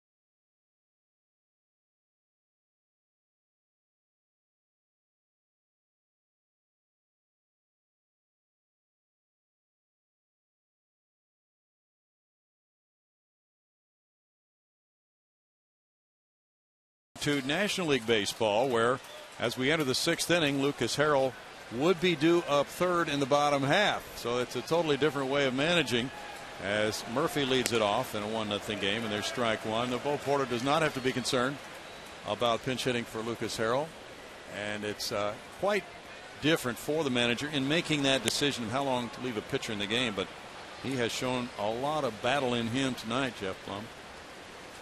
Yeah, he has. I mean, he's had his scrape and claw, but hasn't let anything affect him. He's done a good job of getting that sinker in there, getting ground balls, getting outs when he needs them. Altuve takes care of Murphy's grounder, and we see the work of Lucas Harrell tonight. Lucas Harrell just continues to pound the strike zone. He has spotted it well throughout the evening. He's had his moments, but he also hasn't had a lot of good fortune on his side with a couple of ground balls creating hits. That was a big strikeout. Finding the inside corner now, Lucas Harrell has acquitted himself very well. The liner, and Cruz gets it in for a single to left field. Cruz now 1 for 3 in this game. He hit the deep drive caught by Maxwell in the 4th inning. So the 3rd time through the order now it's Brzezinski coming up. Dave Tremblay, former manager of the Baltimore Orioles, the Astros third base coach, was saying before the game around the batting cage, that 3rd time around the order in the American League is really the telling part of a game usually. Yeah, it is. I mean, not only is the pitcher getting a little bit fatigued, especially this early in season, leaving balls up, just like you saw that one do Nelson Cruz, that hanging slider that he smashed in the left. But you've got a little bit of a book in your head. You've seen him, a couple pitches from him. You know what he's going to go to in 2-strike counts maybe, but you're picking up that release point a little bit better than you did that first day. Do you think that book in the head is helping Astros hitters at this moment? Absolutely not. Yeah, that's the thing. It can go either way. Yeah, it could work to your advantage if you've got the confidence, but it could also strike fear in your heart when you're up there too. Brzezinski was hit by a pitch earlier. Sorry, Brownie, I was wondering what Ron Washington must be thinking right about now. His pitcher hasn't allowed a base runner, obviously not a hit on the night. And if he continues in that direction, Ron Washington is going to face an awfully tough decision. Runner goes on this ground ball. Harrell, Gonzalez out of the way. Double play. Very quick. That is big league. For the 2nd time tonight, he starts a 1-6-3 double play. Impeccable glove work. Lucas Harrell is ready for some offensive support. It's 1-0 after 5.5 Rangers.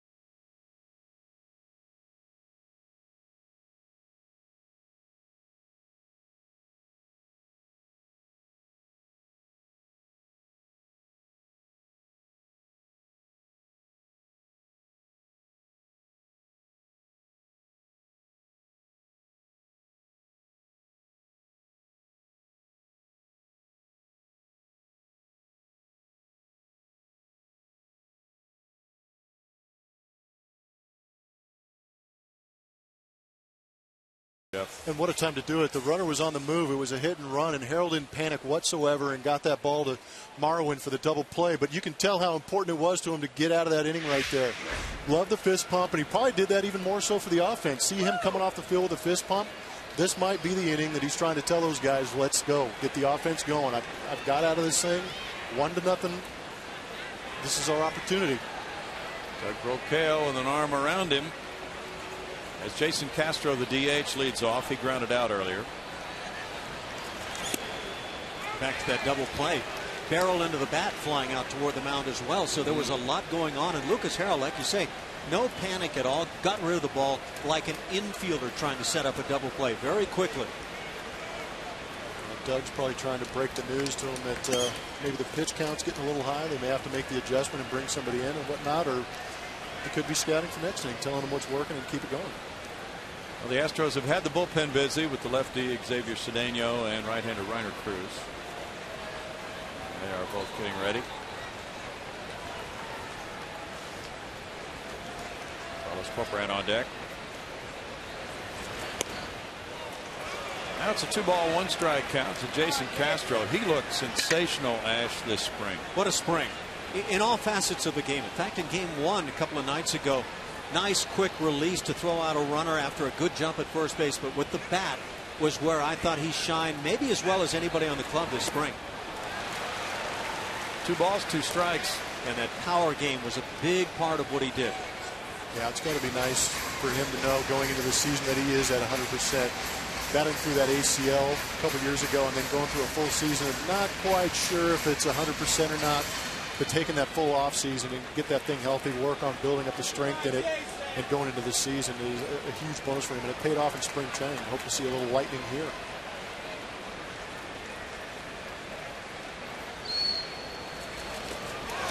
Swing and a miss and another strikeout. And a throw on strikeout number 11.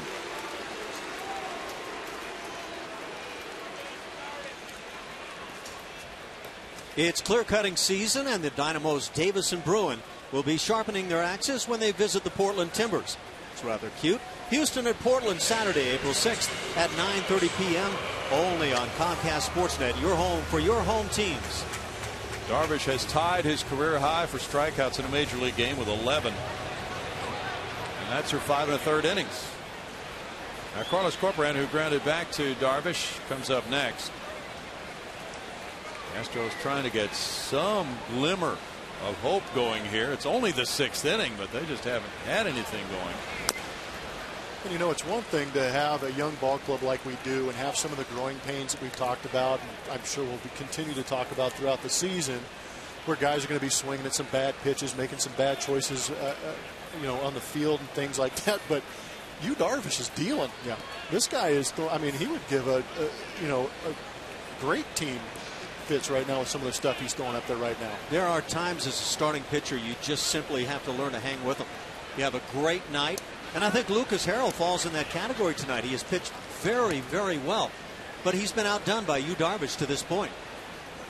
I like that move right there by Corcoran, stepping out, calling timeout in the middle of his set position, maybe throw him off a little bit, get that rhythm a little out of whack.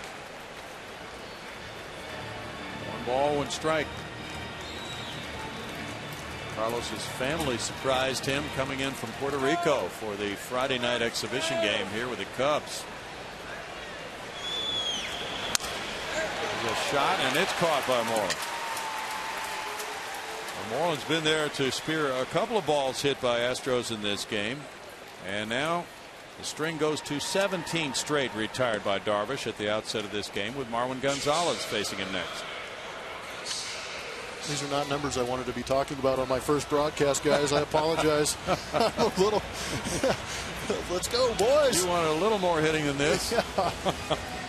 Well, Clayton Kershaw has already gone the distance. We talked about that earlier on for the Dodgers, hitting a home run in the process. And you wonder, does Yu Darvish potentially have that in the works tonight? Yes. Gonzalez struck out in the 3rd. Like the big curveball that time for ball 1. I think it's really hard days for managers right now. If you do let a pitcher go that deep early on, you're going to get some criticism. Some people are going to wonder why you did it. He'd have a pretty good excuse today. Yeah. Well, Steven Strasburg pitched scoreless ball. He came out after, what, 7 innings? Kind of a different Strasburg game with few strikeouts. He's a finesse pitcher now. Well, he's pitching to contact. There were some real pitching gems first couple of days. Jeff Smarja with the Cubs pitched well. Yes, he had another one. You're right. King Felix. Very well. And, that Detroit bullpen was a big question mark without a real established closer. And Verlander got the win, leaving after 5. That bullpen did quite fine. And the questions about the Angels bullpen, too, going into that extra innings. They threw 7 shutout. Well, I just can't believe the Tigers would lay out that kind of money for a five and fly guy like Verlander. It's a pretty good paid vacation. Yeah.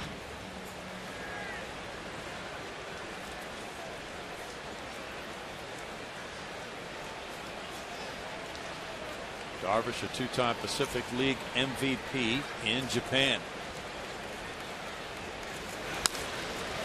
Bouncer Moreland.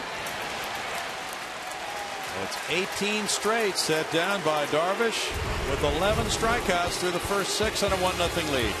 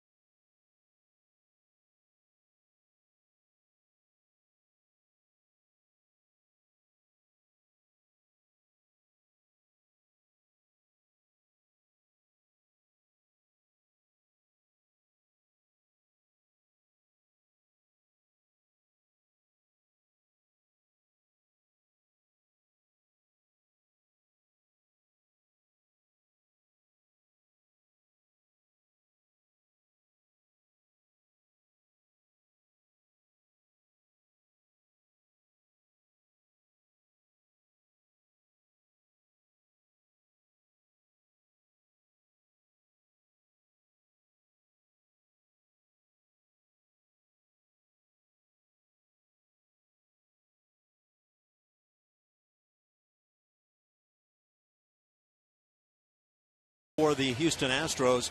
Astros Big and Bright Friday nights are the perfect combination of baseball and family fun. Each Friday night game is followed by a spectacular fireworks show presented by Marathon Oil. This Friday, our first 10,000 fans will get a special T-shirt that's presented by Waste Management. Call 1-877-9-ASTROS or visit Astros.com to get your tickets today. And you'll see the orange jerseys on Friday nights. Xavier Cedeno is the first reliever to work in this game, and the left-hander who made an opening day roster for the first time in his career Sunday night, coming off a year in which he was 0-1 with a 3.77 ERA. Had a good spring. He really makes the most of different deliveries, I think. Jeff, he's fun to watch. 31 innings, 14 walks, 36 strikeouts for Xavier Cedeno. He said a couple of years ago, just on his own, he started dropping down with his delivery. And we'll see it here against Moreland, who's 0 for 2. Makes it a little tougher angle. Now, both of you guys were switch hitters. You never had to worry about anything like this lefty on lefty thing. These guys are the reason you do switch hit. It looks like no fun. I had plenty else to worry about, Bronny. 1 ball and 1 strike. Yeah, working that 3/4, swinging that cross angle right there. When you say kind of throwing across his body, it seems like his lead foot's pointing towards the Astros dugout, bringing that arm across, trying to create a little more deception, a little bit tougher to pick up that ball sometimes. And when you're facing a guy left on left, it feels like he's throwing out of your back pocket. Got to be tough to hang in. Yeah, what I used to feel like, and it depended on the left-hander himself, but some guys would make it feel like it was coming from somewhere between that hole between first and second base. And it just, it left me feeling like there was really no chance. I've had this theory, long-held theory. Why, and I'll start it by saying, why is it the right-hand hitters are not affected in Major League Baseball by right-hand pitching like left-hand hitters are by left-hand pitching? And my theory is based on the way the bases are set up. Strikeout for out number 1. I'll get to that and finish it in just a moment because it's a great story. It sounds like it, yeah. And a look at that last at bat through our pitch by pitch presented by Steel Dealers. And you can see the left-hander having his way with the left-hand hitter. That was a pretty good looking pitch. Then the sweeping slider and another one, and it's time to go sit down. He moves that slider around, Ash. Yeah. Both corners. Well, here's back to my theory, not story. All right. But because first base is to the right side, right-hand hitters, in facing the right-hand pitcher, tend to be swinging and running toward the plate, into the pitch. Left-hand hitters are doing the very opposite thing. They're running away from the plate. And I think there's a tendency, because of that setup, to pull off pitches a lot more than right-hand hitters do. Now, that's my theory. I'll stick to it no matter what you say. I'm glad you are. It sounds like it does make a little bit of a sense. 'Cause, I mean, so you don't see right-handed hitters take the front hip, for instance, which is a great point because you just saw Moreland right there. The first thing to fly out against Cedeno was that right front hip. You kind of leaked a little bit, and you lose your hands that way, whereas right-handed hitters have a tendency to stay in a little bit longer, and maybe due to the fact because they are kind of leaning towards that first base. So if you were to imagine yourself batting left-handed against a left-hand pitcher, and third base was your direction of running, would it not keep you in there maybe a little longer on the pitch? Well, it could. Yeah. I say we play a game backwards. We need to try it sometime. it sounds like a real revolutionary concept. And let's take it a step further. So if you're a left-handed hitter, you run to third base. There's a guy on second. He can do whatever he wants to do. He can go either direction? Yeah, that could create real mayhem on the diamond. Yeah. Wow. That has some possibilities here. In this case, mayhem is good. Liner to right center, and Maxwell lays out for it. It gets by him. It's picked up by Enkiel deep. And here's a shot at a triple. Altuve with the throw. And he's safe. Gentry, who runs very well, had a double in the third inning. Now he tacks on a triple. And he's there with one out here in the seventh. Now, one thing as an outfielder is you have to know when you can lay out and when you probably are better serving your team by not laying out. And this is just one of those plays where I think when Justin Maxwell looks at it a little bit more, he'll realize there was no legitimate chance to get to this with the glove. At the same time, if he stays on his feet, does he get there and cut it off anyway? Maybe not. Well, and you got to know the runner. That's what we keep going back to is the scouting reports, knowing your hitter. And Gentry can fly. There's no question about it. And that ball, knowing that ball has a chance to get in the gap. I mean, I'll give you, for instance, I thought he had a chance to catch it, but the more he got near it, the more the ball was getting down towards the ground. He saw he had no chance, but he was trying to. Would have been better to knock it down, keep it in second base. Reiner Cruz comes in. We'll be right back.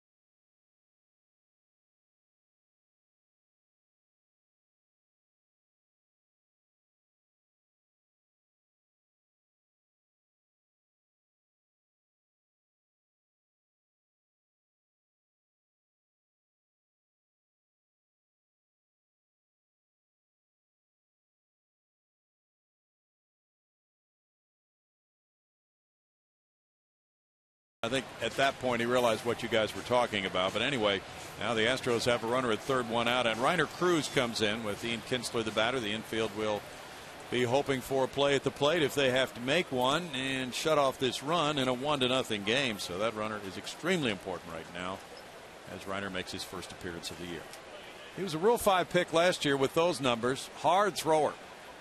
And now the infielders move in, but he's certainly a guy who could get a strikeout as well in this situation. Kinsler is 1 for 3. Elvis Andrus on deck.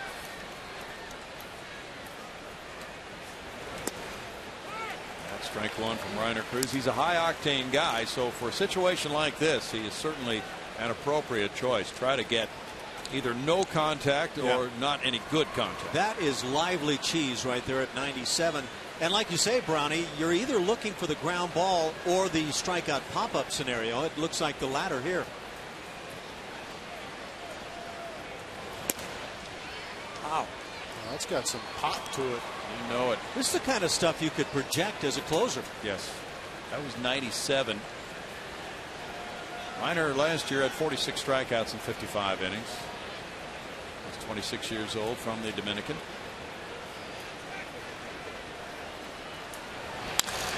It's a high drive to left field. It looks like a fair ball, and it hits off the foul pole.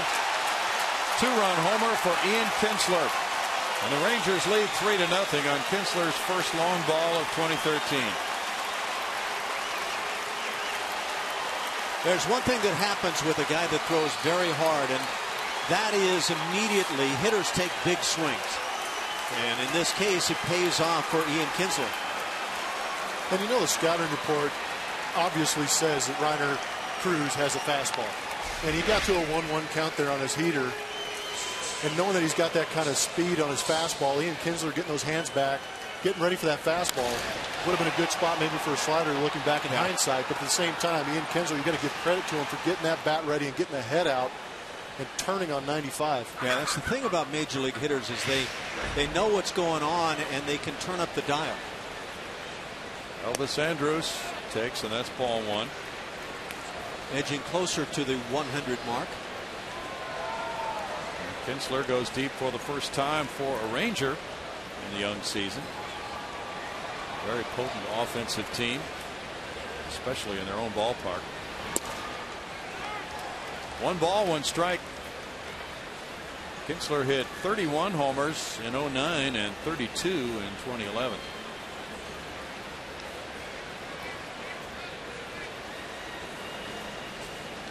Rangers hit 200 homers last year. You know, it's interesting having a guy like Ian Kinsler at the top of the lineup with that much power. And then you see a situation like this where he does drive that ball out of the ballpark, clears the bases, and you got Elvis Andrus up there. So he turns into that leadoff guy again, maybe work the count a little bit and get back on base for the heart of this lineup.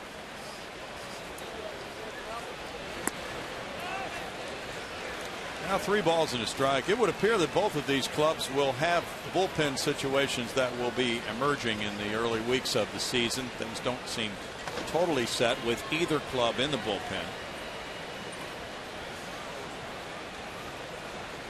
Yeah, I think bringing Eric Bedard out of the bullpen on the opening night would raise some eyebrows. You're right.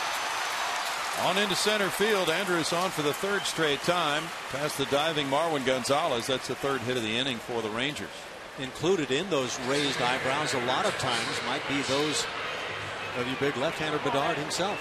You wonder, okay, I'm the number 5 starter, and then opening night comes and you're getting up and you're ready to come on in the ball game. Yeah, you would think hopefully you got a little pregame meeting saying, hey, we get into a situation where we are able to go to you for a long save type situation, we're going to go to you. Lance Berkman is 2 for 2 with an RBI and an intentional walk. Now, we were hearing tonight that Bo Porter really hatched that plan about a week ago. Woohoo! It was a high throw over to first, and was thinking about using his number 5 starter in relief, Eric Bedard, if the opportunity arose. Wesley Wright's working now, and they had spoken before the game with Eric Bedard about that possibility.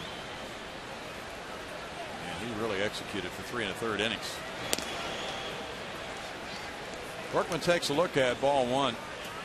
Dave Tremblay, the Astros third base coach, said when he was managing Baltimore, he would go to each of his relievers before every game and would designate things like, "You are my long man," just so they'll know when that bullpen phone rings, it's for them. That guy is the long man that night. And I think that's a good thing for ball players. We're so routine oriented. It's nice to know what your role is. I can't imagine what it's like to be in the bullpen, but I would imagine that knowing that when your number is going to be called is going to be a good thing. So you can get in your routine, get mentally prepared, start moving around a little bit, stretch, start playing catch a little bit. So if the situation does arise where they need you, they can go get you. Pitch out there, and it's 2-1. Dave Tremblay said he used to ask his relief pitchers, "What's the worst thing for you in the bullpen?" And just about everyone would say, "When the phone rings and we don't know who it's for." Yeah, that's not a good feeling. It's like having the creditors call you or telemarketers. You're like, "Oh man," you know. You need to just not answer. That's exactly it. Towering pop. Marlon Gonzalez comes in, calls off Fred Wallace. Well, the other thing that bullpen pitchers don't like is getting that call that says get up and get it hot, and then not coming in the ballgame. That is so true. People don't realize, I mean, if we had a bullpen cam all day long, you'd be entertained, one, because those guys are pretty funny, but at the same time, you'd see how many times they do get hot. Guys will get hot 2-3 times a game and then won't even come in a game. So they're almost throwing every single day sometimes. When you have those games where you get loose a couple of times and you heat it all the way up, you almost have to take the next day off. It's like you came in the ballgame. Right. Yeah, Dave was saying if he had a closer and he'd gotten him up twice, that third time, he was either coming in the game or, you know, he wasn't going to use him the next day at all. So they do keep tabs on that, how many pitches they throw. He said Dennis Martinez, the bullpen coach, knows how many pitches it takes each guy to be ready to come in. And that's important early in the season when they haven't really seen these guys in a game that counts. Beltre's 0 for 3. Bouncer Wallace caught in between hops, but handled it to end the top of the 7th inning. The Kinsler 2-run homer gives the Rangers a 3-0 lead in the middle of the 7th.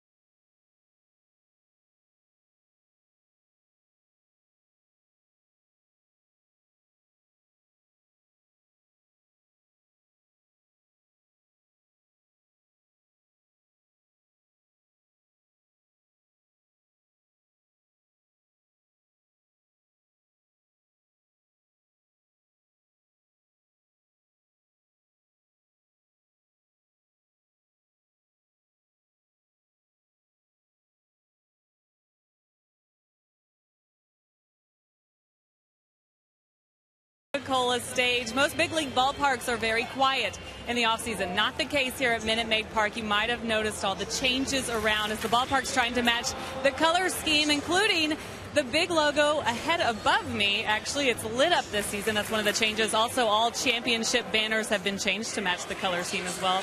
Many other details. The Astros fans I've talked to so far love it. And I'll tell you, the Rangers fans standing next to me right now are loving the fact that they could be watching history right now.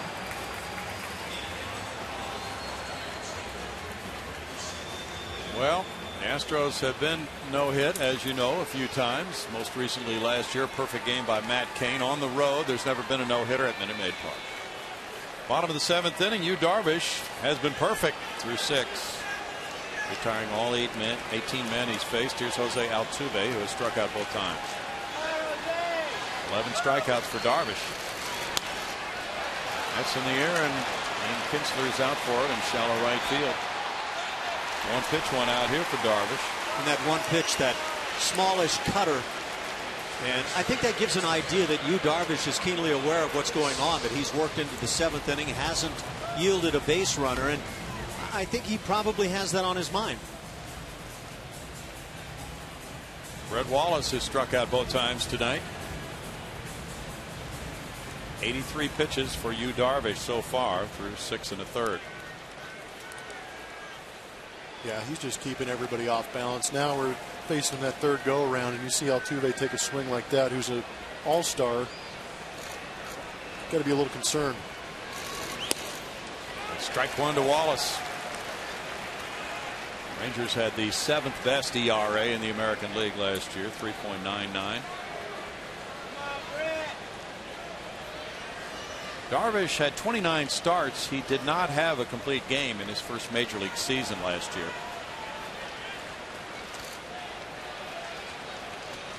So he might be better than Hideo Nomo when all is said and done in his career. Nomo had a nice major league career coming from Japan. No balls, 2 strikes. Nomo had a couple of no-nos. Sure did. He pitched one at Colorado, of all places. Yeah. That seems a bit improbable. And the mound was muddy. It had rained, and he pitched from the stretch quite a bit that night. We've got another stretch going on here. Yes, we do.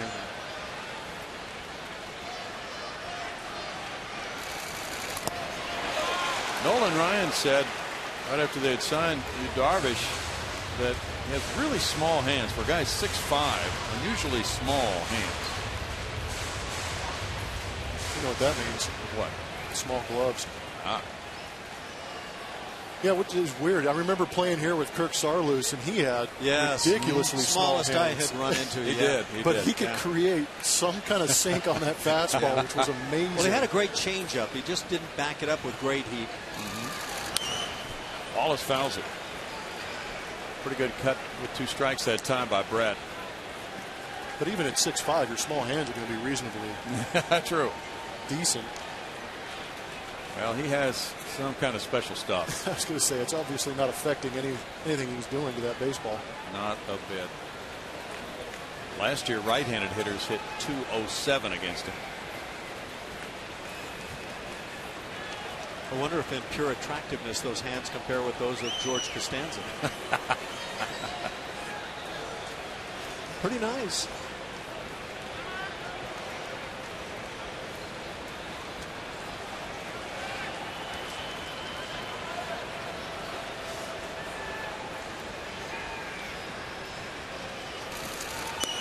We talked earlier, Ash, about how the situation with bases on balls got much better for Yu Darvish at the end of the season last year, but the total numbers were 191 innings, 89 walks. Yeah, it was a whole pile of walks, no doubt about it, and it was ugly in the first half, again right around the 5 mark per 9 innings, but he still found a way to win. Off the plate, 2-2. And you get the sense we're not seeing anything different in terms of his overall stuff here this evening than what he threw last year. But when he throws it for strikes and he mixes it in counts, as we've been seeing as well, this guy can be absolute dynamite. And I haven't seen the effect of hitters saying, well, you know what, we finally caught up with his slider. We now have it figured out. Wallace swings and misses at a breaking pitch. Krasinski throws to Moreland. It's strikeout number 12.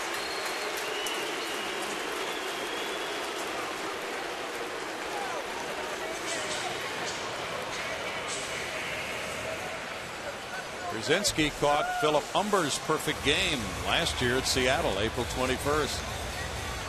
He caught Mark Burley's no-hitter against Texas in April of 2007 in Chicago. He could be joining the elite Alan Ashby company. He's caught 9. He's one of 9 catchers to catch at least 2 no-hitters, at least one of which was a perfect game. Only 9 have done that. Ash caught the Ken Forsch no-hitter. 1979. That was, I believe, the second or third game of the season, maybe third. That was quite a series against the Atlanta Braves. There was that no-hitter. J.R. Richard, I think, threw about a 2-hitter. I think when the series was all said and done, the Braves left town after 3 games with 4 hits. Wow. That's awesome. That was April 7th. That was the earliest no-hitter. April 7th, 1979. Bob Feller pitched one on opening day, but it was a later date than that. Now Pena backs away. He's grounded out and he struck out. He had a 3-1 count when he grounded out in the first inning. There hasn't been a whole lot of hitters count since. 1-1. I tell you, it was quite a thrill for me to catch a couple of other no-hitters as well. The Nolan Ryan no-hitter was my second, and that one gave Nolan 5 on his career. He became the all-time leader in that category and surpassed the guy that I had seen a couple of no-hitters as a kid at Dodger Stadium. That was Sandy Koufax. So that was incredibly special for me. Broken bat. It goes to Moreland. Crossing to Yu Darvish, and that's 7 perfect innings for Yu Darvish and the Rangers fans. Chanting "you" as the Rangers lead it 3-0 after 7.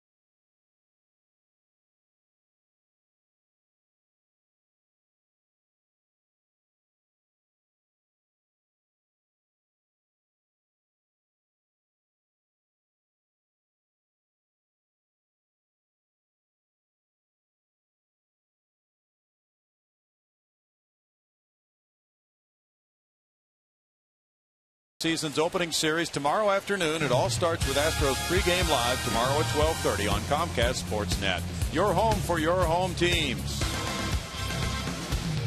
And the Chevron pitching matchup will be coming your way next. Tomorrow's pitching matchup brought to you by Chevron. Care for your car. Alexi Ogando, who's been a starter 2 years ago in the bullpen last year, now back to starting against Philip Umber, making his Astros debut. Couple of tough right-handers. Of course, the Astros hope that Philip Umber can be tough not only tomorrow but throughout the season. This is, as the 3 guy in the rotation, a very important spot for Philip Umber. Now it's Wesley Wright in the game for the Astros. He's pitcher number 4, facing David Murphy, who's 0 for 3. Murphy gets a first pitch slider for strike 1. Wesley Wright, last year 2-2, a nice ERA at 3.27 in 77 games. That's nice when you can get that left-hander that can bring it that many times. It's 1-1. Wesley's 28 years old, 77 appearances last year. Xavier Cedeno went 1/3 of an inning. He allowed 1 hit, 1 run with no walks and a strikeout.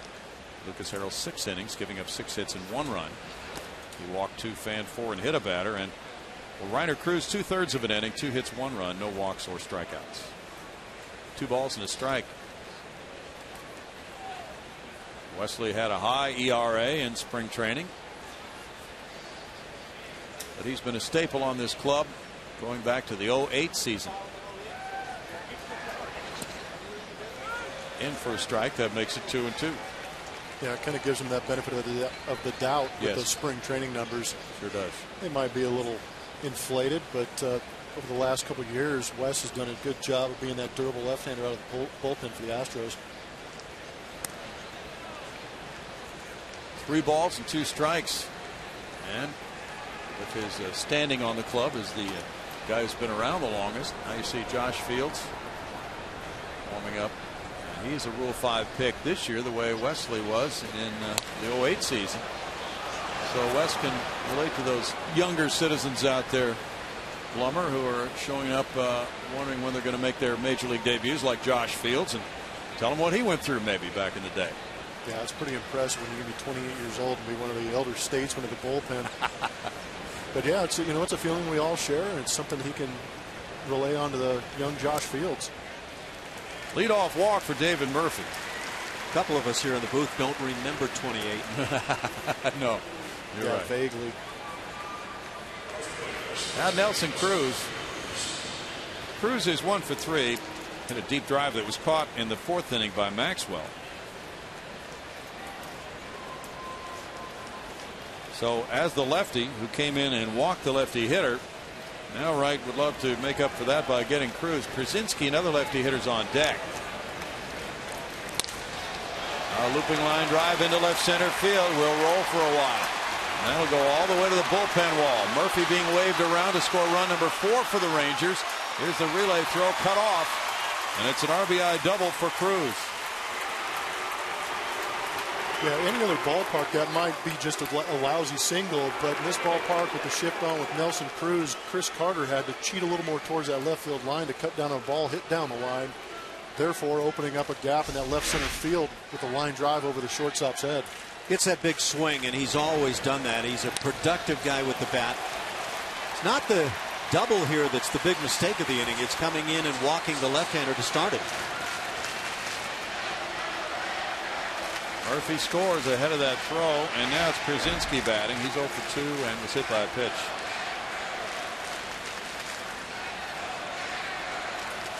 The Astros will have Carter, Ankiel, and Maxwell due up in the bottom of the 8th.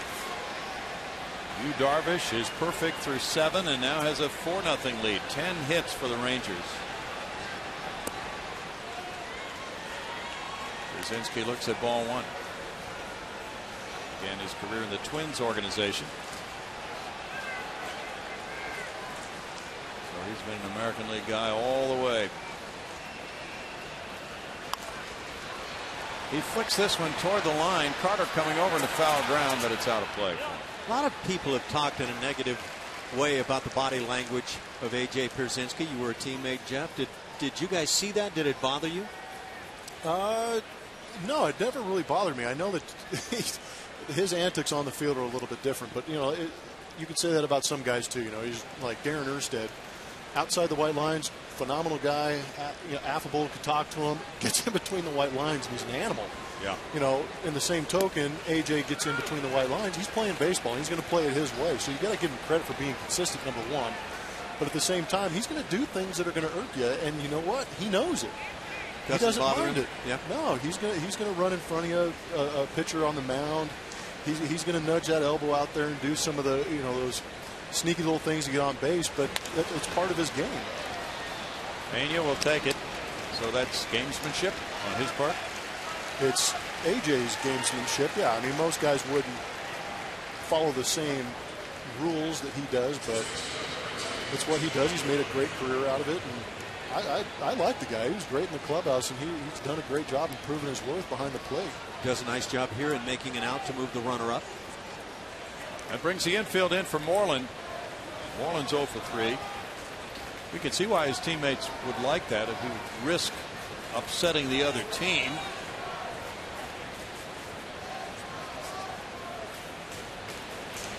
I think the guy I played with that best exemplified being hated by the opposition players and loved by his own was Dennis Eckersley as a youngster. He had very demonstrative styles on the hill, and and he was funny. I mean, he made his own teammates laugh, but opposition player just couldn't stand a thing he did. Yeah, it's when you're sitting on the same side as the guy, you know he's going to do something, and he goes ahead and does it. You do get a little bit of a chuckle out of it. That's laced. Carter back with a catch. Here's the tag at third. Cruz will come home, and it's 5-0 with Moreland's first RBI of 2013. That play actually was one I'm anxious to see more of for Chris Carter in left field. It was not an easy routine play. Line drive that is at the outfielder can freeze a lot of guys, and he got back and made the play routinely. So I think one thing the Astros have to answer this year is, can Carter play left field effectively? Looked pretty good on that one. Yeah. Nice, easy karaoke move to get back there and made it look like he's been out there for years. Wesley Wright's out of the game, and Josh Fields will be in for his major league debut right after this.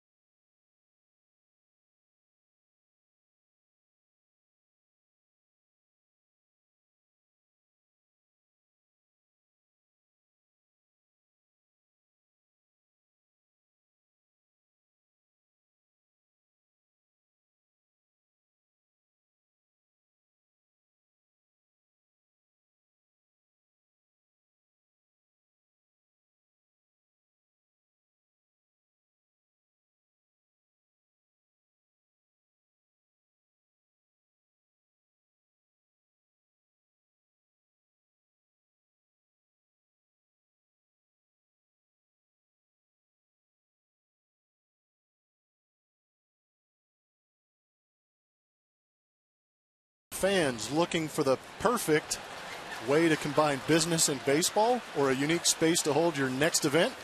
With state-of-the-art meeting spaces, Minute Maid Park can surpass all of your needs. Call 713-259-8800 for more information. Don't forget to ask about softball games and batting practice. Josh Fields comes in, making his major league debut at age 27 from Hull, Georgia. He went to the University of Georgia, where he had 41 saves. He was the first overall pick in the 2012 Rule 5 draft, 20th overall pick in 08, a first rounder by Seattle. Traded to Boston along with Eric Bedard in a deal in 11. And he bounces that one up for ball one on his first major league pitch to Craig Gentry. Gentry has a double and a triple and 2 runs scored tonight. This is a good time for a major league debut, if you will. It's a 5-0 game. 2 outs in the 8th inning. Pretty good chance to bring him in for just a brief time, get him some success. And there's nobody on base, so you don't have to worry about any of that kind of situation. Just go out there and attack the hitter. That's right. You look at his spring numbers, Josh Fields, and really did a nice job overall, except for the walk column. 7 walks in 11+ innings. Got to find a way to be more consistently in the strike zone. And I remember doing the game with Dash, and Josh came in, and he's got such good stuff. He's got an electric fastball, great slider, but his motion is violent. Yeah. You know, he really rushes that thing up there with a violent motion with his arm. So sometimes those pitchers have a tendency to really control and be consistent with that arm and that release point. 3-1 now. Last year, Fields was at AA Portland most of the season. Pitched 10 games at AAA Pawtucket. Had an ERA of 0 in those 10 games. So he attracted a lot of attention in that Rule 5 draft and was the first player taken after having earlier control problems in his career in 2011 and higher ERAs. He seemed to have solved a lot of those difficulties last year. At Portland, he walked 16 in 44 innings. Those are good numbers. He struck out 59. As a hitter, if you can hit some mammoth home runs, you'll draw some attention. As a pitcher, if you have that big arm. And pretty good arm here. He gets the punch out at 94 miles per hour to end the top of the 8th inning. It's 2 runs on 1 hit for the Rangers, and Mr. Perfection through 7. Yu Darvish now has a 5-0 lead.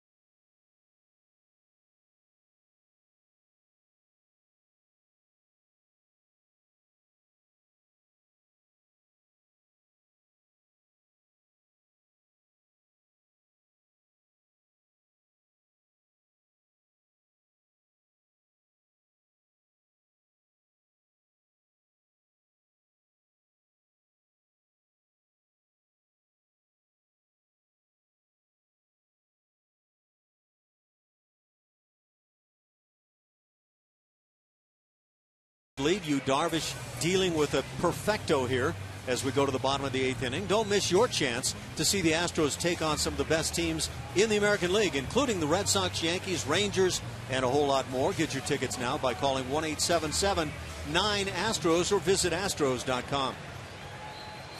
Now squarely in the spotlight is Yu Darvish, moving to the bottom of the 8th inning with a 5-0 lead. He's been perfect through 7. He has struck out 12. He's thrown 93 pitches. And there's a strike to Chris Carter, who's 0 for 2 with a strikeout and a fly ball to left. Well, if he's going to paint like this on the edges, makes it all the more difficult. 2 relievers warming up for the Rangers. That one's upstairs for ball 1. And he's showing no sign of letting up. I mean, he's still throwing the ball hard, still working his breaking pitches in there, but nothing's really fluttering up there. Everything's still got that sharpness to it. The number of swings and misses on the slider and the over-the-top curveball has been amazing. Off the plate, lefty Michael Kirkman is warming up. So is right-hander Tanner Shepherds for the Rangers. A lot of times when a guy's dealing with a no-no or perfecto late in the ball game, that pitch will be called a strike. Yeah, Paul Newert back there's been pretty consistent. So at 2-1, he comes with a filthy slider down and away. And it's in the strike zone. Yep. It's not like it's bailing out of the strike zone. That he was swung at a what would have been a called strike. That's what makes that so impressive. I mean, it's wow.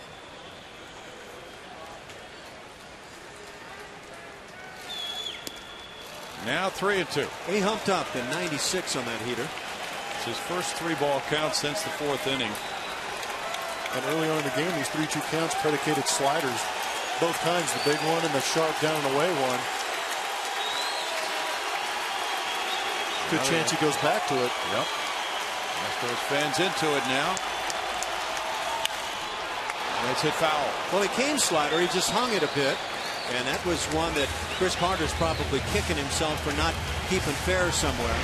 Yeah, but when you've got a whole game, 8 innings, and you haven't seen one hang up in the zone and you haven't felt the ball in your barrel for a while, you get a little jumpy, and he got excited and hammered it, but it was foul. I think Darvish was probably trying to bring the surprise factor there. Any breaking ball, a good breaking ball.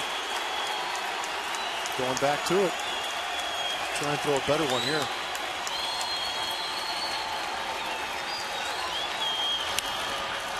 Popped up behind the play. Pierzynski back. And it's out of play for him. I'll tell you who's certainly as uptight, nervous, really into it as anybody on the field, and that's the catcher, A.J. Pierzynski. The catcher on no-hit opportunities late, you just get so wrapped into it. Do you feel pressure to call the right pitch? Absolutely. Do not want to be the guy that messes it up. If you're playing at third base, you want to make sure you make every play. Yeah, the perfect game is a unique situation for everybody on the field, knowing that get it. High to left field, and this That's is going to be it. headed for the line, but just foul. Oh, boy. The way Murphy was playing, he had a long way to come on that. That one could have flared in. Big time, because that area of Minute Maid turns into the Bermuda Triangle for baseballs. So it's such a far run for the shortstop and the left fielder to get there. Apparently the Rangers don't feel that Chris Carter is a yank it down the line kind of guy, because like you say, with left fielder playing so far off the line, Murphy in left just had to come forever. It's a really good call. Saw Carter a couple of days ago over the weekend in one of those exhibition games. Hit one double to left center, one double to right center. Murphy's over shading toward left center. He's right in front of the 362 sign. Struck him out for number 13. Yeah, you got away with a couple of the hangers that Chris Carter missed. I know he's going to look back and regret that one, but he could not hit that one. That one was dirty. Sometimes all you have to do is start a breaking ball in the strike zone, and then as it sweeps away, and that's the case with this slider, as a hitter with two strikes on you, you have to try to protect. And once you see that it's already starting to break out of the zone, you've committed too far. Rick Ankiel struck out and popped up at first. All one in the dirt. Well, Rick's already shown his flair for the dramatic, getting that three-run home run last night. Why not break up a no-no right here? Last AB, I think it was, he hit that bullet to Mitch Moreland. He reached out and snagged it. King Felix Hernandez of Seattle, the last to pitch a perfect game last year. Oh, we got him rattled. Here we go.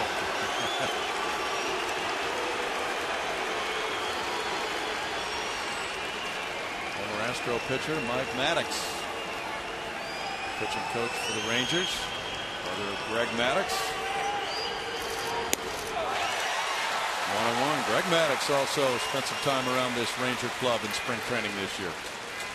There have got to be some very good times to be considered the brother of Greg Maddox, but I wonder at what point does it wear thin when every time you get your name announced it's the brother of Greg Maddox. 1-2. Tried to shorten a swing, did Rick Ankiel right there, but it still wasn't good enough. Almost looked like he guessed wrong and tried to fight through that swing to make contact, but he's got one more pitch left. 105 pitches. What is Ron Washington thinking right about now? Hope he's efficient. Struck him out. 14. Crowd is feeling this one. Last year, Terry Collins was just so worried when Johan Santana had that no-hitter going, and the Mets had never pitched one. And he was nervous that way too, Ash. Santana got the no-hitter, but hasn't done much since then. He got hurt. Well, if I'm a manager, I've got to give that pitcher the opportunity for a no-hitter or a perfect game, as the case is right here. And what I might consider doing is telling you, Darvish, if he does go the distance here, look, we're going to skip you next time around and then give you at least a couple of extra days. Justin Maxwell rolls one out to Kinsler, and that is 8 perfect innings for you, Darvish, and a 5-0 lead.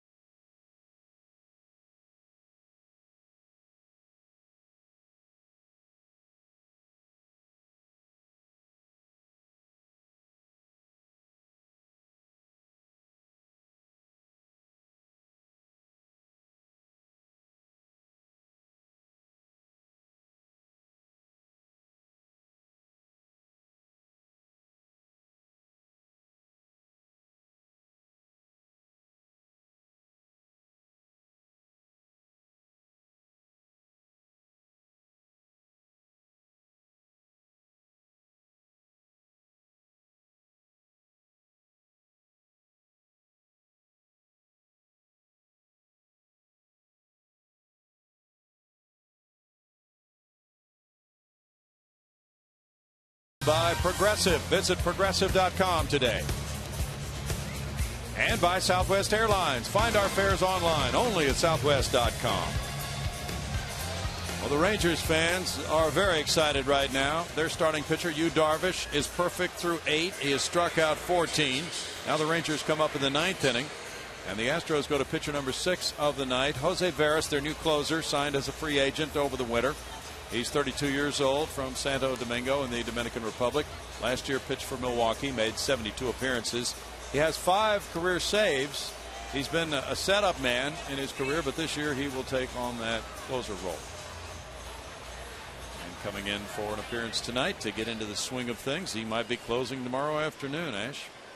Got a chance. You'd love to see that be the case if you're an Astros fan, no question about it. You got to get those guys in for early appearances, get the monkey off everybody's back. Now Kinsler will lead it off in the 9th inning. He has a couple of hits, including a 2-run homer in the 7th. Josh Fields retired the only man he faced in his major league debut. He strikes out Gentry, and that's a good way to start it. There's strike 1 for Veras. And the third no-hitter you caught, Alan Ashby, was Mike Scott's division clinching game. 1986, yep. That so improbable, and what a great day that was. San Francisco Giants in town. We had a, I believe, 10-game lead. It could have been 9 going into that one. I don't recall, but it was the clinching day, and Scotty decides to break out the no-no, and he was so close to no-nos time after time at that stage of things, but just an incredible afternoon. Probably the most hittable pitch, the final one of the game. Will Clark rolled over a ground ball to the right side, but it was one of those waist-high kind of sinking things that you could just see flying about 500 feet, and it fortunately worked out for Mike and the gang, and what a great day. Yeah, and you visited him at the mound and had an interesting conversation with him late in that game. What did you tell him? Man, you're going to have to tell me that story. He said you came out and you said, look, we're going to clinch this game anyway. We're going to clinch the division. So just don't throw a cookie here. You know, he had the no-hitter going. So, in other words, that's Scotty's, you can get this no-hitter. That's Scotty's version of the That's his version. Yeah. Wow. Yep. We're going to have to roll the tape on that one. Yogi Berra had a great line that day. Yogi, one of the coaches on the staff. What did he say? Well, we headed back to the clubhouse, and you may recall those were the conehead days when Charlie Kerfeld and the boys were wearing the coneheads, and they were back in the clubhouse. And I happened to walk in with Yogi, and celebration was going on, as you might guess, on clinching day and a no-hitter. And Yogi saw the 3 coneheads right in the middle of the clubhouse. And as Yogi was wont to do, he said, "Yeah, you 3 make quite a pair." And I had my arm draped around his shoulders, and I thought, you know, I was there for one of Yogi's isms, and it was just beautiful. He can't deny that one. Then you 3 make quite a pair. He had some beauties, didn't he? He did. Leadoff walk for Kinsler. The old restaurant one where nobody ever goes there anymore because it's always too crowded. Joe Nathan is getting loose for the Rangers. Jose Veras with Elvis Andrus coming up next. Andrus is 2 for 3 with a walk.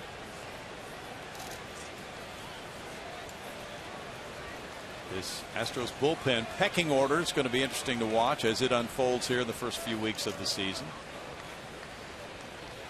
You know, with everything else on this, I don't want to use that word rebuilding because it is not in the dictionary, but this ball club that is trying to develop itself as a winner toward the future, I think it's the bullpen that causes me the most concern.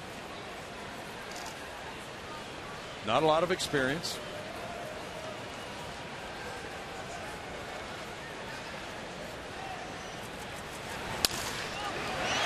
Smacked up the right field line into the corner past a diving Pena. Kinsler around third. He's being sent home by Gary Pettis. Altuve with a relay, and he is in there.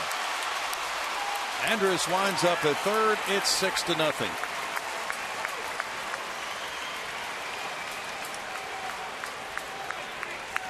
Well, it's one of those ball games where the outcome doesn't seem to be the question mark. It's all coming down now to Yu Darvish, and can he complete his bid for the perfect game? Good hitting right there, slashing it the other way.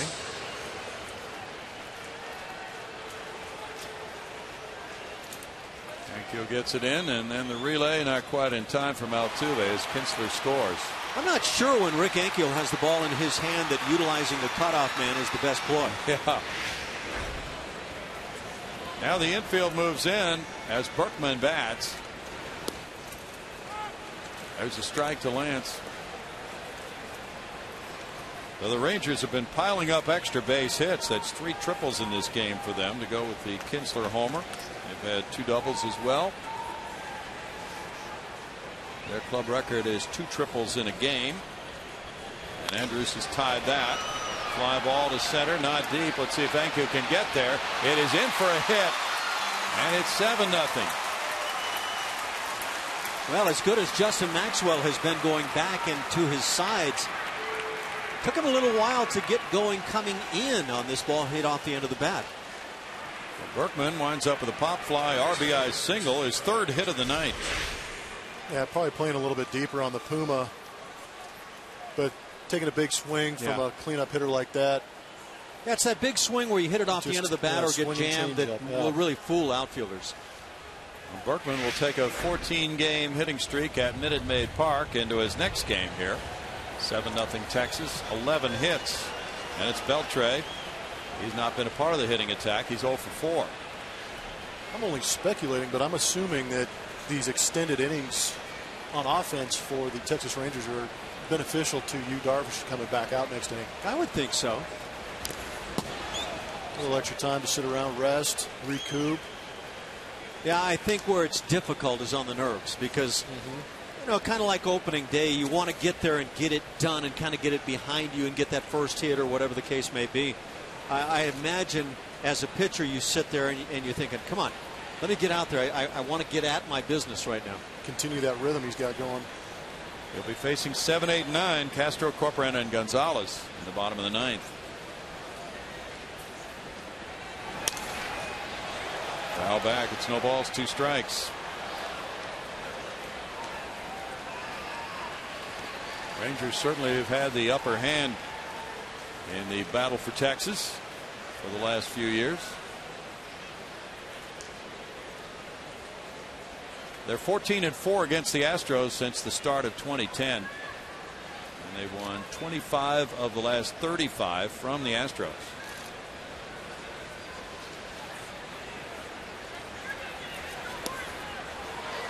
Beltre is down on strikes. 1 out. Strikeout number 7 for Astros pitchers tonight. David Murphy is next. Power sinker down and in, swung right over the top. Pretty hard sinker. Rangers have won the last 8 series from the Astros. Since the last time they lost one was here at Minute Maid Park in June of 2008. Murphy 0 for 3 with a walk, scored a run. Fouls that one for strike 1.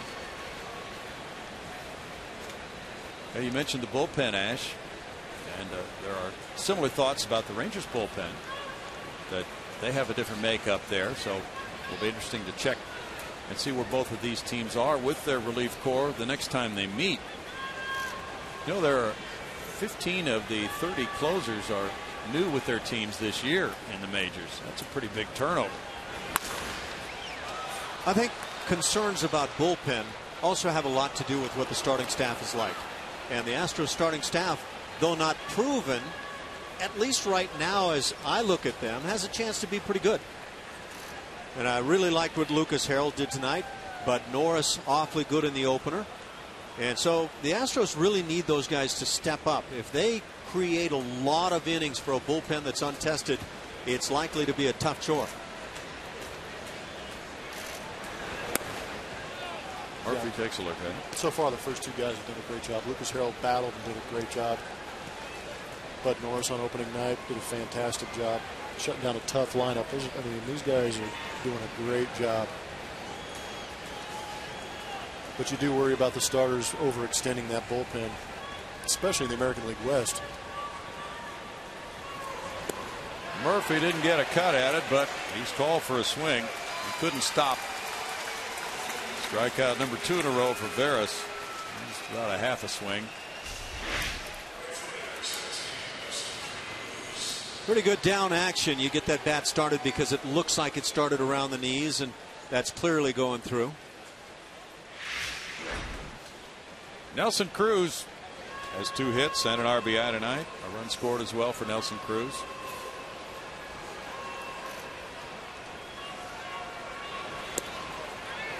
Strike for Jose Veras. It's been Harold, Cedeno, Cruz, Wright, Fields, and Veras tonight for Houston. Phil Umber goes tomorrow in his Astros debut against Alexi Ogando. We'll be on the air at 12:30 with Astros Live.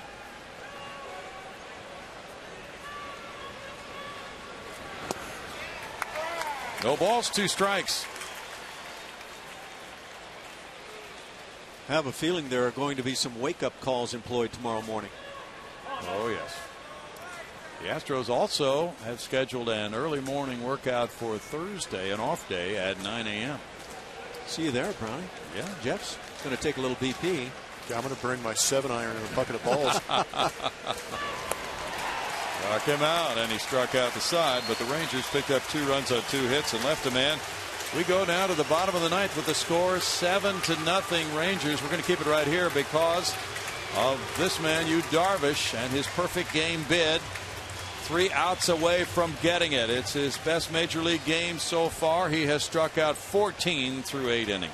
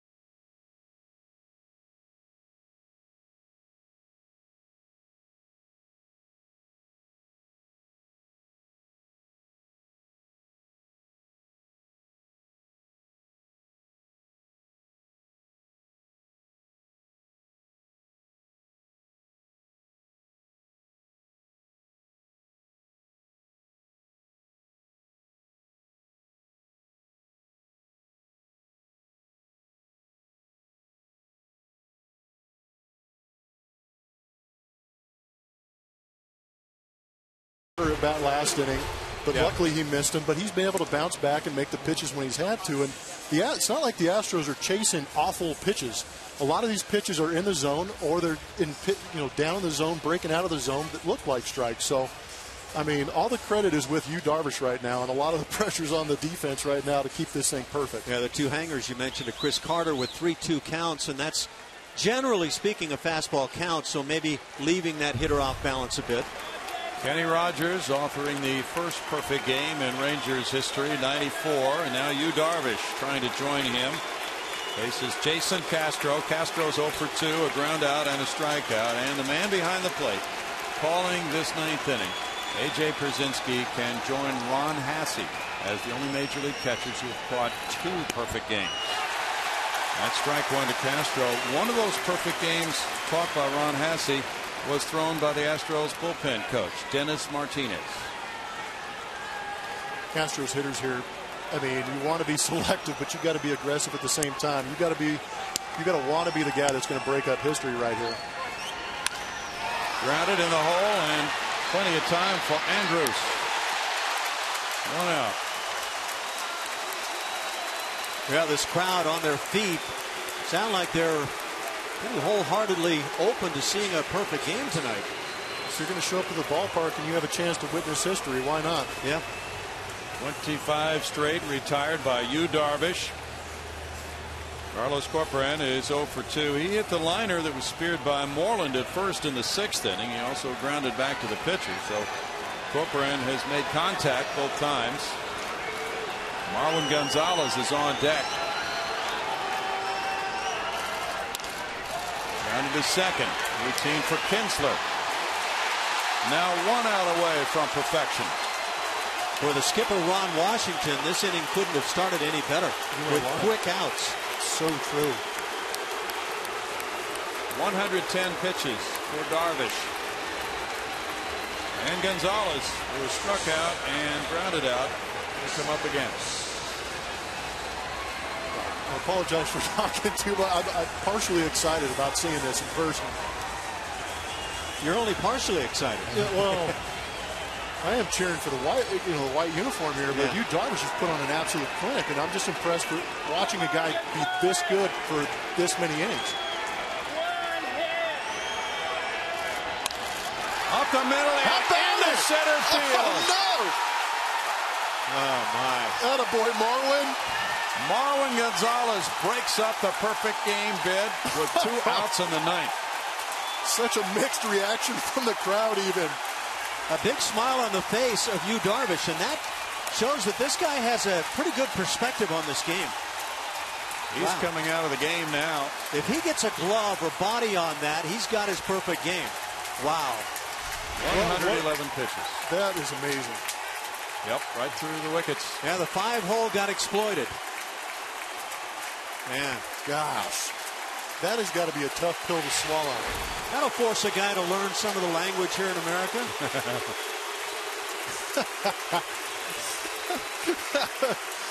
Some of the more inappropriate language. I like it. They probably learned that instantly coming over, but that was a fantastic performance.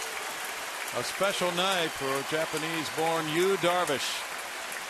8 2/3 innings of 1-hit baseball with no walks and 14 strikeouts, a career high. And A.J. Pierzynski is thinking, I can't believe that second perfect game got away from me. Yep, oh, so close. It's one thing to lose a shutout or a no-hitter, but good grief, a perfect game. Well, you talked about it, Ash, with Mike Scott, who did pitch that no-hitter to clinch, but had other flirtations. Nolan Ryan, a lot of guys who come so close just never get it.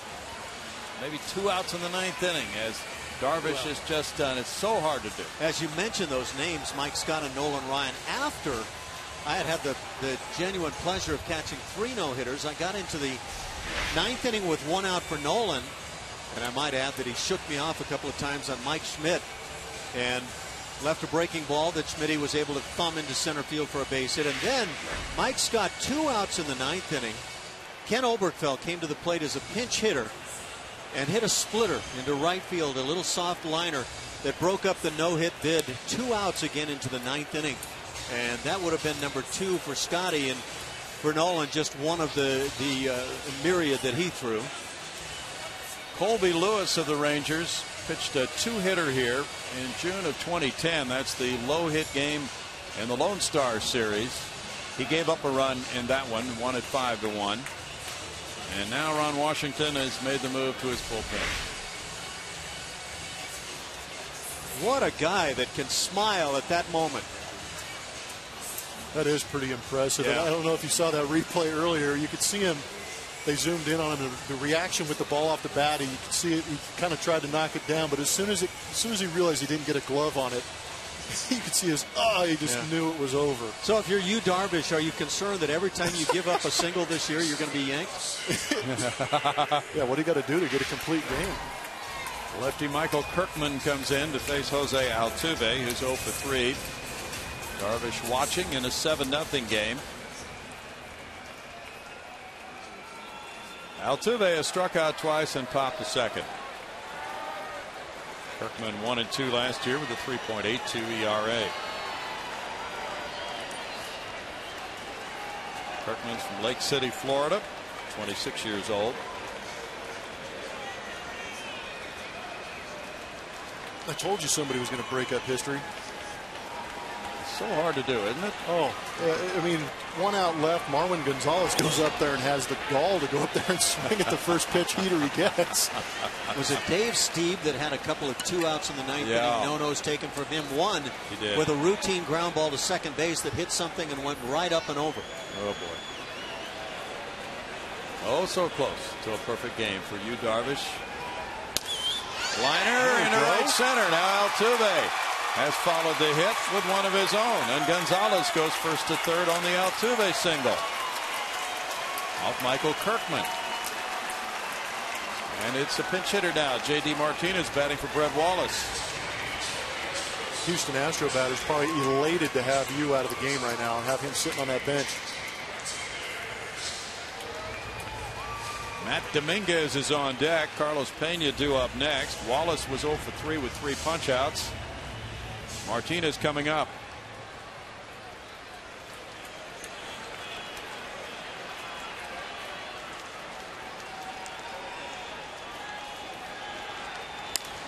JD fouls it back. JD initially had not made the Astros opening day 25-man roster, but he got a late reprieve at the 11th hour and was added to the roster when Fernando Martinez was placed on the 15-day disabled list.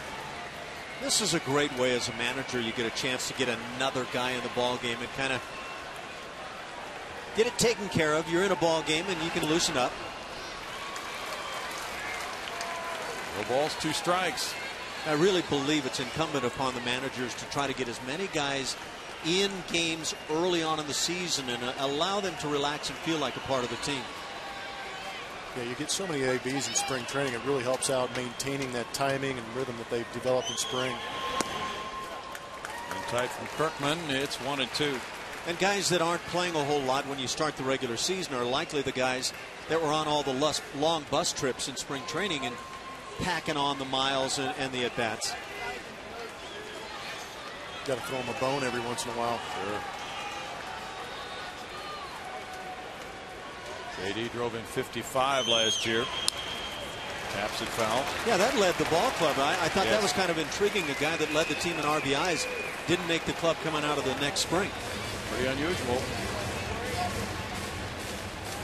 JD had surgery in late September on his left hamate bone. Chokes up a little bit on the bat now after that. What was going on in the mind of Yu Darvish right there?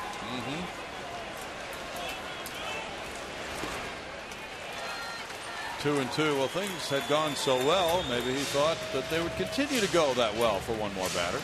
That was just a ground ball back to the mound. Yep. But again, it found that 5-hole and on into center field.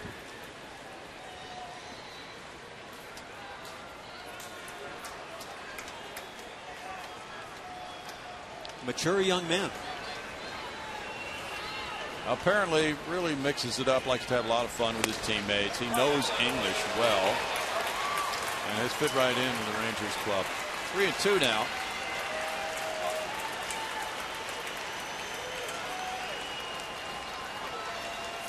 Dominguez waiting and hoping for a chance to bat. But the Astros down 7-0. And that's cued foul past Dave Clark at first. Day game tomorrow, and then Thursday's an off day before the Oakland A's are here over the weekend. And then on the first road trip, the Astros will go to Seattle and Anaheim and Oakland, so they'll get a pretty good early season look at their rivals in the AL West.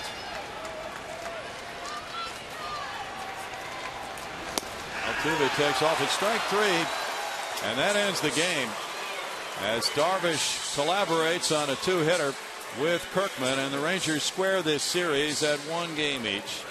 It was perfect until 2 outs in the 9th inning when Marwin Gonzalez saw a first pitch he liked and shot a single through the legs of Yu Darvish into center field for one of just 2 Houston hits in the game. A rare fastball up out over the plate. That was a unique situation tonight because not many hitters had any kind of chance like this. You better be smiling after that. Just broke up history and ruined that guy's night right there. Very few happy at-bats for the Astros in this game as the Rangers win at 7-0. Darvish the winner, Lucas Harrell the loser. Rangers out-hit the Astros 12-2, and we'll be right back.